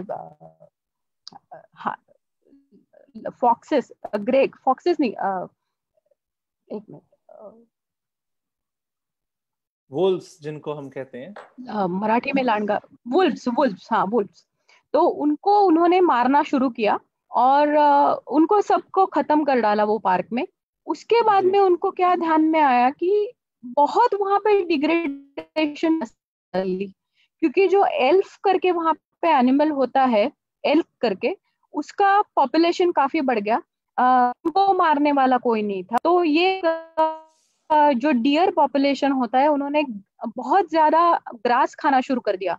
और हाँ वहां जी पे जो विलो के पेड़ है और बाजू बाजू के जो सॉइल इरोजन रोकते हैं, नदियों के पास में होते हैं, तो उनको भी खाना शुरू किया, बिल्कुल अनलिमिटेड और अनकंट्रोल्ड। ये पॉपुलेशन बढ़ता गया। उसकी जी। वजह से क्या हुआ कि आइदर रिवर्स का टेम्परेचर बहुत बढ़ता था, या फिर बहुत कम भी होता था। तो ऐसा होते हुए नदियों ने, बिकॉज सॉइल इरोजन इतना हुआ कि अपना कोर्स चेंज कर लिया, और वहां हो। पे फ्लड आने लगे। बहुत सारा नुकसान भी हुआ वो टाइम पे। तो फिर 1972 के अराउंड फिर उन्होंने एंडेंजर्ड स्पीशीज एक्ट एक पास करवाया। उस फिर कुछ वुल्स वहां पे उन्होंने वहां पे इंट्रोड्यूस भी किए। और उसके बाद शायद आप उसके बाद जो वीडियो चलाने वाले हो वो प्रेक्षकों को अगर देखने को भी मिला तो अच्छा होगा, क्योंकि हाँ जी जो जो हमने किया है, जो नेचर के साथ गलती की, उसको अगर हमने अनडन किया, तो nature has a capacity to restore back. Nature खुद को रिजुविनेट कर सकता है।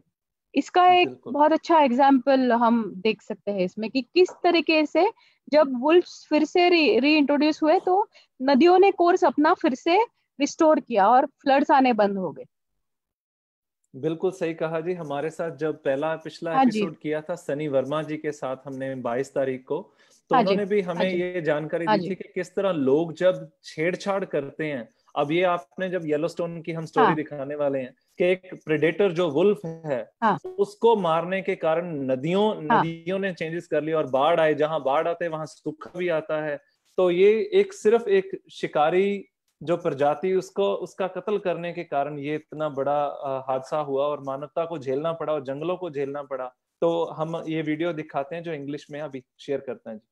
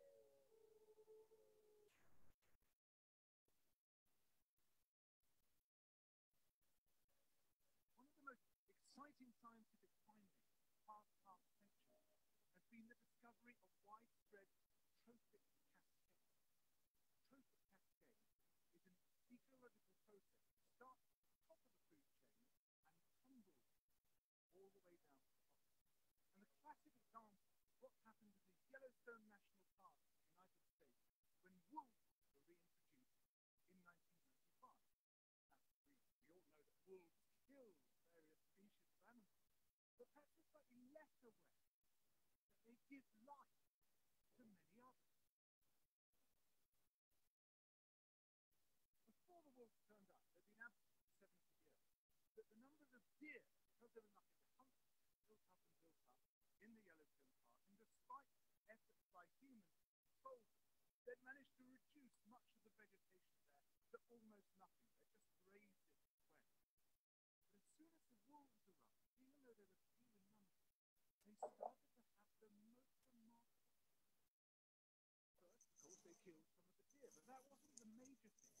Much more significant, they radically changed the behavior of the deer.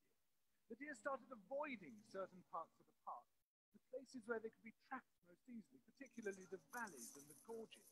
ਸੋ ਮੈਂ ਦਰਸ਼ਕਾਂ ਨੂੰ ਨਾਲ ਇਹ ਦੱਸਣਾ ਚਾਹੁੰਦਾ ਕਿ ਜਿਹੜੀ ਗੱਲਬਾਤ ਸ਼ੀਤਲ ਜੀ ਹੁਣੇ ਕਰ ਰਹੇ ਸੀ ਵੁਲਫਸ ਦੇ ਬਾਰੇ, ਇਹ ਉਹਦੀ ਵੀਡੀਓ ਹੈ ਜਿਹੜੀ ਯੈਲੋਸਟੋਨ ਦੀ ਘਾਟੀ ਹੈ, ਉੱਥੇ ਜਿਹੜੇ ਇਹਨਾਂ ਦਾ ਵੁਲਫਸ ਦਾ ਸ਼ਿਕਾਰ ਕੀਤਾ ਗਿਆ ਤੇ ਉਸ ਤੋਂ ਬਾਅਦ ਕਿਸ ਤਰ੍ਹਾਂ ਹਰੇਕ ਸਪੀਸ਼ੀ ਦੇ ਨਾਲ ਕੋਈ ਨਾ ਕੋਈ ਸਪੀਸ਼ੀ ਜੁੜੀ ਹੁੰਦੀ ਤੇ ਸਾਰੀ ਫੂਡ ਚੇਨ ਜਿਹੜੀ ਡਿਸਟਰਬ ਹੋਈ, ਉਹਦੇ ਨਾਲ ਭਾਲੂ ਵੀ ਤੇ ਇਹ ਜਿਹੜੇ ਤੁਸੀਂ ਜਾਨਵਰ ਇਸ ਟਾਈਮ ਸਕਰੀਨ ਤੇ ਦੇਖ ਰਹੇ ਹੋ, ਇਹ ਵੀ ਜਿਹੜੇ ਬੀਵਰਸ ਨੇ, ਇਹਨਾਂ ਨੇ ਵੀ ਨਾਲ ਜਾ ਕੇ ਆਪਣਾ ਜਿਹੜਾ ਪਰਿਵਰਤਨ ਕੀਤਾ, ਜਿਹੜੀ ਇਹ ਰਿਵਰਸ ਦੇ ਨਾਲ ਆਪਣਾ ਇਹ ਡੈਮਸ ਬਣਾਉਂਦੇ ਨੇ ਰਿਵਰ ਦੇ ਵਿੱਚ ਆਪਣੇ ਤਰੀਕੇ ਨਾਲ, ਉਹ ਬੰਦ ਕੀਤੀਆਂ ਤੇ ਜਿਹੜੀਆਂ ਮੱਛੀਆਂ, ਰੈਪਟਾਈਲਸ, ਕੋਇਓਟੀਜ਼ ਜਿਹੜੀਆਂ ਕਿ ਵੁਲਫਸ ਖਾਂਦੇ ਸੀ, ਉਹ ਸਾਰੀਆਂ ਤਬਦੀਲੀਆਂ ਜਿਹੜੀਆਂ ਉਹਨਾਂ ਨੂੰ ਦੇਖਣ ਚ ਮਿਲੀਆਂ। ਤੇ ਜਦੋਂ ਇਹਨਾਂ ਨੇ ਵੁਲਫਸ ਨੂੰ ਵਾਪਸ ਲਿਆਂਦਾ ਤੇ ਸਾਰਾ ਰੀਸਟੋਰ ਹੋਣਾ ਸ਼ੁਰੂ ਹੋ ਗਿਆ, ਜਿਵੇਂ ਕਿ ਸ਼ੀਤਲ ਜੀ ਦੱਸ ਰਹੇ ਸੀਗੇ,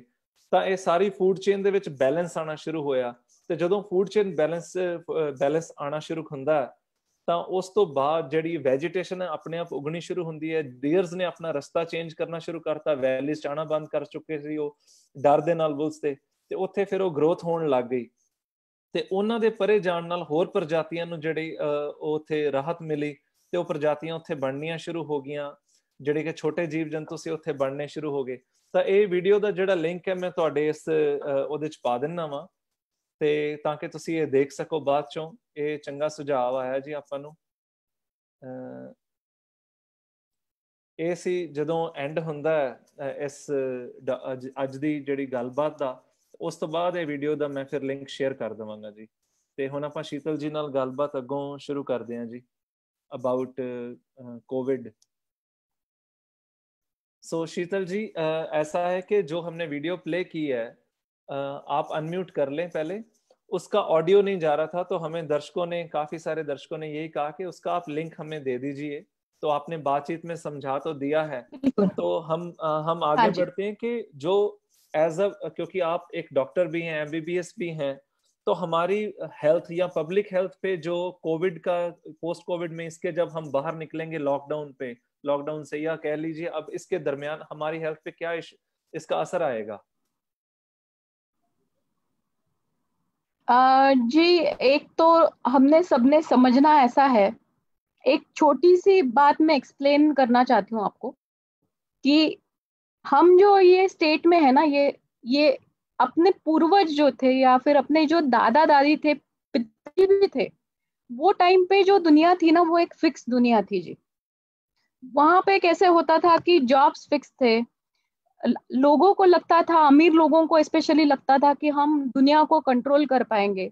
बहुत बड़ी बड़ी कॉरपोरेशंस थी, उनको लगता था कि नेचर को हम कंट्रोल कर लेंगे।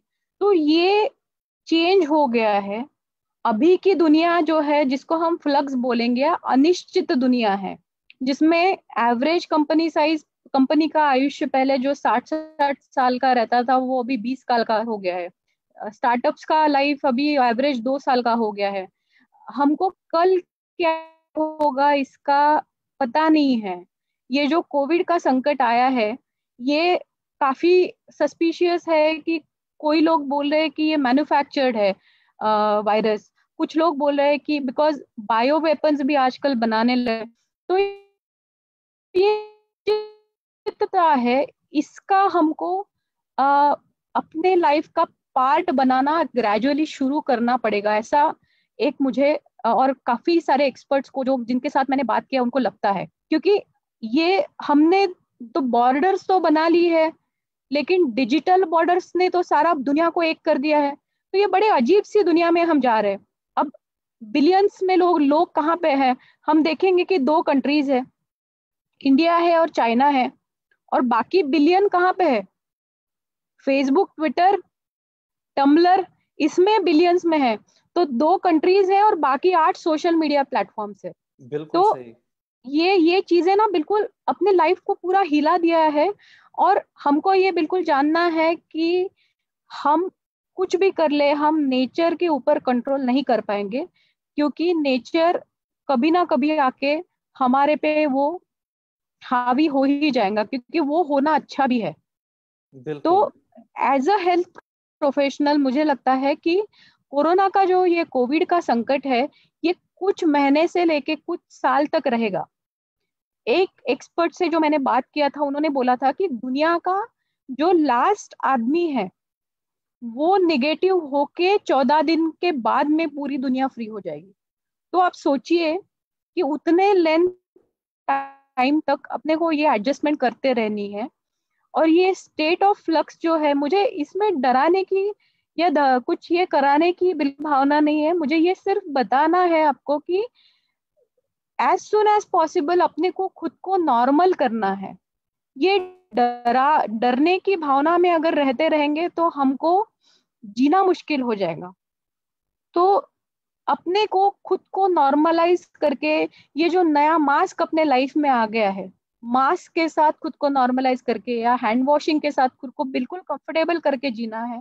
ये अपने लाइफ का एक नया नॉर्मल है, जिसको न्यू नॉर्मल बोलेंगे। तो ये चीजें लेके अगर आगे चलेंगे, आगे का सोचेंगे, तभी नई दुनिया हम बना पाएंगे। बिल्कुल तो ये सही। नई दुनिया के बारे में अपने को सोचना है, अपने बच्चों के फ्यूचर के बारे में सोचना है। बिल्कुल सही कहा जी। और आप ये बताइए कि जो सोशल एंटरप्राइजेस हैं, इनमें क्या परिवर्तन आ सकता है?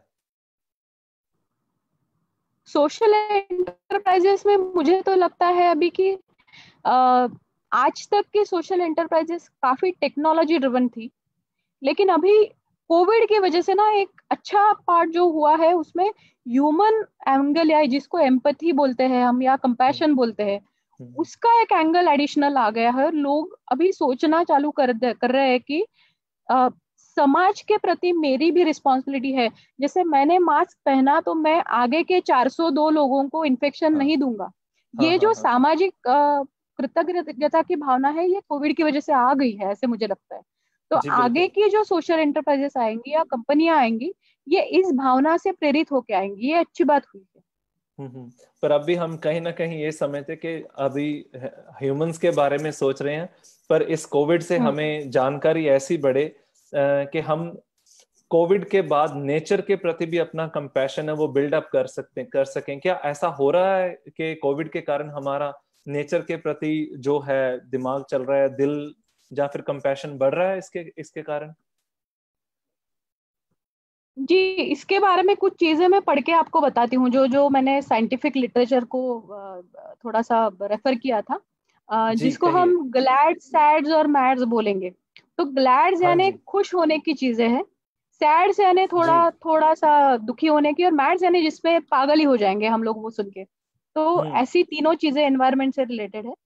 एक तो है कि ये नेचर ने एक बिल्कुल अपने को ट्रेलर दिखाया है छोटा, कि I have the power to come back, जी। रीजनरेट अगेन, है ना। हमने बहुत जगह देखा कि डॉल्फिन्स आ गए हैं काफी जगह पे। अभी हमारे यहाँ भी काफी साइटिंग हुई है वाइल्ड लाइफ का। तो नेचर अभी बोल रहा है कि आपने अगर हमारा डिस्ट्रक्शन रोक दिया तो हम खुद ही रीजनरेट हो सकते हैं। दूसरा है कि एयर पोल्यूशन लेवल अपना सिग्निफिकेंटली कम हो गया है दुनिया में।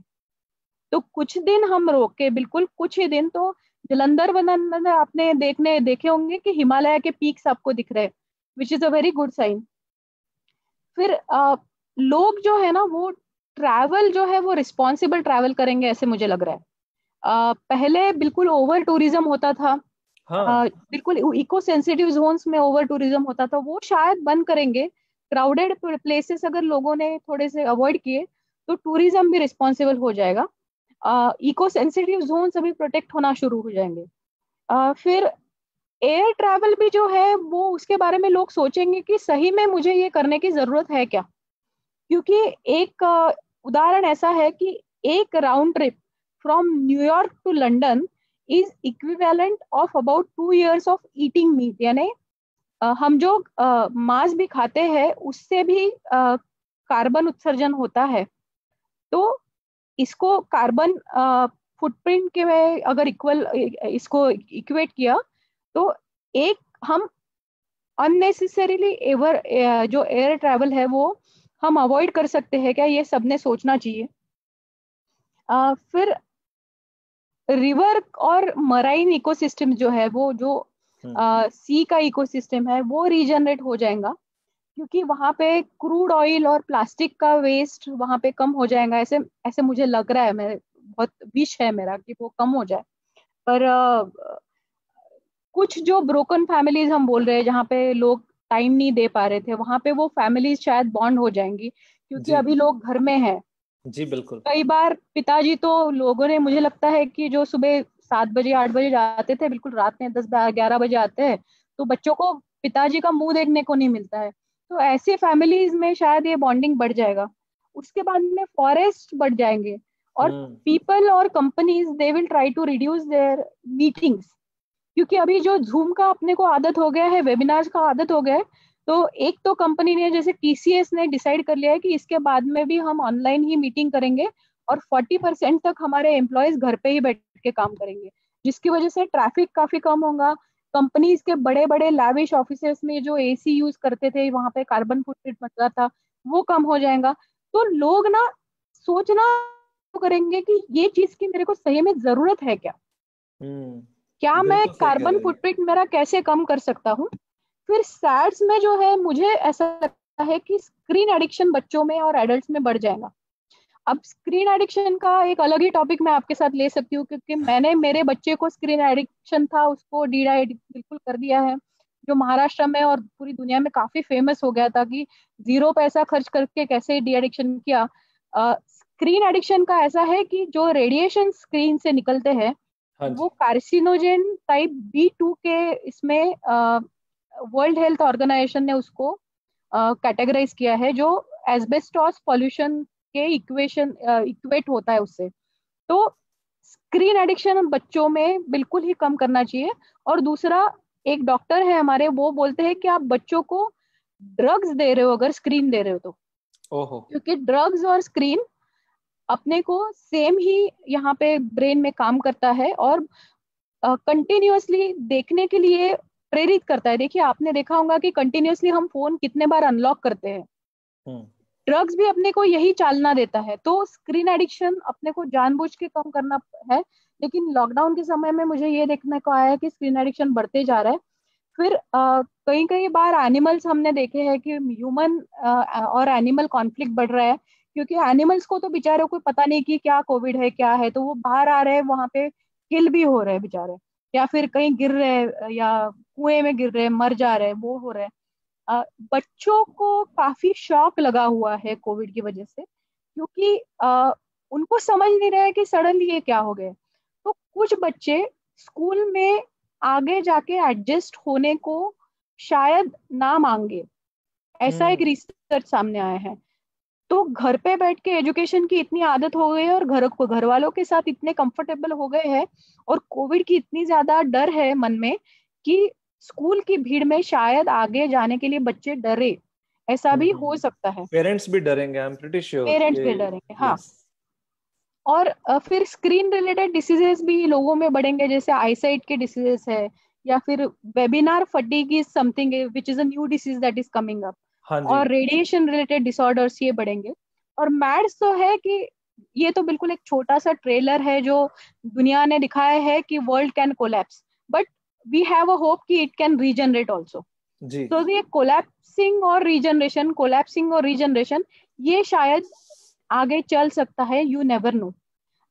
ये जो बायो इंजीनियर्ड वायरसेस है या वेपन्स है, ये बिल्कुल घातक चीज है। ये इसका ट्रेलर अपने को अभी शायद हम देखने को मिल रहा है, पर हमने अगर कंपैशन और एम्पैथी से इसको जीत लिया, हमारे लीडर्स ऐसे चुने जिनके हार्ट सच्चे हैं, ना कि जिनके पास पैसा है, ना कि जिनके पास पावर है, तो शायद ये चीजें नहीं होंगी। तो ऐसे लीडर्स चुनने चाहिए।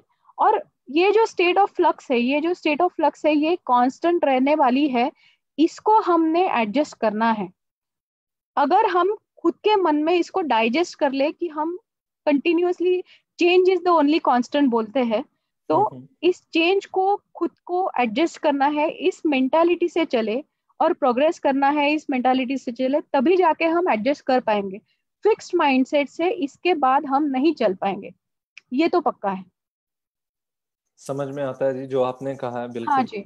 और मैं ये भी बोलना चाहती हूँ लास्ट में कि हम एक काफी बार ना कोई एक टॉर्च लाइट के खोज में रहते हैं कि ये नेता आएगा और ये हमें गाइड करेगा। तो अभी की आगे की दुनिया में कोई ऐसा नेता, एक नेता आके अपने को गाइड नहीं करने वाला है। अपने को एक छोटा दिया बनना है जो खुद प्रकाशित है और खुद के लेवल पे छोटा छोटा काम कर रहा है, तभी जाके ये दुनिया की प्रोग्रेस होगी। और वो एक टॉर्च लाइट का जो प्रकाश है वो लाखों दियों का प्रकाश उससे ज्यादा है, मुझे तो लगता है। तो हमको ही खुद को वो दिया बनना है और दूसरों को भी प्रेरित करना है, ताकि आगे जाके दुनिया की कंपैशन और एम्पैथी इंडेक्स बढ़े और ऐसे टाइप के क्राइसिस में एनवायरनमेंट के साथ में जुड़ कर तभी जाके हम आगे जा सकते हैं। बिल्कुल सही कहा। तो हमारी सारी सोसाइटी के लिए ये सावधान रहने की और कंपैशनेट और एम्पैथी बढ़ाने के ये सारे जो आपने बताया है जरूरत है इस टाइम कि हम परिवार में इकट्ठे हैं, समाज में भी इकट्ठे रहना है, और हम सिर्फ मानव समाज के बारे में नहीं चिंतन रखना, लेकिन ह्यूमन सेंट्रिक होने से बाहर निकलना है हमें। तो कुदरत के और जो जीव जंतु हैं और नेचर में जो और भी स्पीशीज रहती हैं, उनके साथ कोएग्जिस्ट करना, उनको डेंजर से बचाना भी उतना ही जरूरी है। ये हमें इसी सीजन में समझने की बहुत ज्यादा जरूरत है। जहां हम अपने घरों को सुरक्षित कर रहे हैं, अपने जंगलों को, अपनी सरकारों को सुरक्षित करने की जरूरत है कि हमारे जंगल जो हमें जीवन देते हैं। सो आनंद वन, जो आपने एक फार्मूला हमें बता दिया पंजाबियों को आज, कि अगर आनंद में रहना है तो वनों को प्रोटेक्ट करना जरूरी है, अपनी सरकारों को प्रोटेक्ट करना जरूरी है। सरकारें वो चुननी है जो जंगलों को प्रोटेक्ट करे, ह्यूमन सेंट्रिक ना हो, अपनी ही पॉकेट के बारे में और करप्शन के बारे में मत सोचें वो नेता लोग, बल्कि सारी जो इंसानियत के बाहर भी और जो वन जीवन है उसको भी इकट्ठा लेके चलें। तो ऐसी सोच वाले बंदे ढूंढने हैं और ऐसी सोच वाले बंदों को आगे लेके आना है और ऐसी सोच बढ़ानी है। तो हमारा टाइम काफी हो चुका है शीतल जी, हम जानते हैं हमारे साथ अभी भी व्यूअर्स जुड़े हुए हैं। तो लास्ट 1 मिनट में आप कुछ कहना चाहे, उससे पहले मैं आपका बहुत धन्यवाद करना चाहता हूं कि आपने 550 एकड़ की जो फॉरेस्ट लगाने का जो एक मिशन रखा हुआ है, वो सारी दुनिया के लिए बहुत बड़ी देन है आपकी। जहां जहां आप मनुष्यों को इतना कुछ दे रहे हैं, एजुकेशन में उनकी कैपेसिटी बिल्डिंग कर रहे हैं, उनको एजुकेट कर रहे हैं, उनके लाइवलीहुड में और उनकी मेडिकल सहायता कर रहे हैं, और काफी इतना एलेबोरेट आपका प्रोजेक्ट है। वहां अपने वन जीवन और मनुष्य के लिए 550 एकड़ का जो प्रस्ताव रखा है, जो 1 मिलियन ट्रीज आपने लगाने हैं, वो बहुत बड़ी बात है। इसके लिए हम आपके तहे दिलों आभारी हैं। अब एंड में आपका 1 मिनट में कोई भी मैसेज आप कुछ कहना चाहें। हाँ जी, बिल्कुल। एक संक्षिप्त में मुझे बोलना चाहूंगी कि मैं मेरे जीवन में क्या इंस्पिरेशन लेती हूँ, तो मुझे मेरे मृत्यु का क्षण दिखता है, मृत्यु के एक क्षण के पहले का क्षण दिखता है, कि मैंने जब पीछे मुड़ के देखती हूँ कि लाइफ में मैंने क्या किया, तो वो लिखना बहुत जरूरी है। कि उसमें मैंने लिखा है कि मुझे 1 मिलियन ट्री लगाने हैं, उसमें मैंने कुछ लिखा है, उसमें उसको हर मंथ में रिवीजन करती हूँ। और जैसे अपन बायोडाटा बनाते हैं, इसको हम यूलॉजी बोलते हैं क्रिश्चियन धर्म में, तो ये यूलॉजी हमने कॉन्शियसली लिखना बहुत जरूरी है कि मैंने मेरा लाइफ एंड होने तक मैंने क्या काम अचीव करने हैं जो ह्यूमैनिटी को बेनिफिट करे। क्योंकि हमारे मृत्यु के वक्त कोई ऐसा नहीं बोलता कि इसके बैंक में इतने करोड़ों रुपए थे, या इसके पास इतने चप्पलें थी, या इसके पास इतनी पर्सेस थी, या इतना इतना महंगा सोफा था। ये चीजें नहीं बोलेंगे, ये चीजें बोलेंगे कि ये कितना आदमी था और इसने कितने लोगों को बेनिफिट किया है। तो ये अपने को कॉन्शियसली टारगेट्स डिसाइड करके ही आगे चलना है, ताकि उनको हम काम कर सके। जी जी, बहुत बढ़िया आपने कहा। थैंक यू शीतल जी। तो डॉक्टर साहब ने जैसे कहा है कि मैं इससे यही टेक अवे ले सकता हूँ कि आप अपनी कुछ विजन बनाइए, अपने दिल से दुनिया के लिए कुछ करने के लिए एक विजन बनाइए।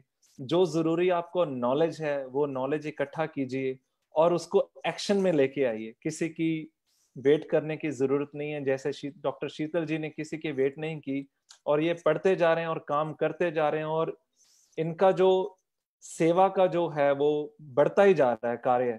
तो कितने लोग 2.8 मिलियन 28 लाख लोग, ये इजी नहीं है कहना। तो 28 लाख लोग इस अकेली लेडी और इनके जो परिवार हैं, इनके परिवार के कारण उनमें परिवर्तन आया, उनकी जिंदगी में परिवर्तन आया।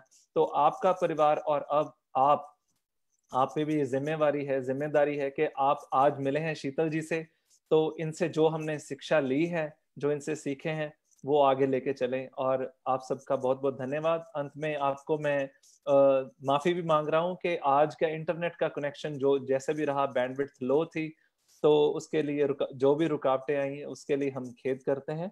तो आपसे अगली मुलाकात होगी शीतल जी जल्दी, और तब तक के लिए नमस्कार जी सभी श्रोतों को जी। वाहिगुरु जी का Khalsa. Thank you so much. Thank you जी। Thank you.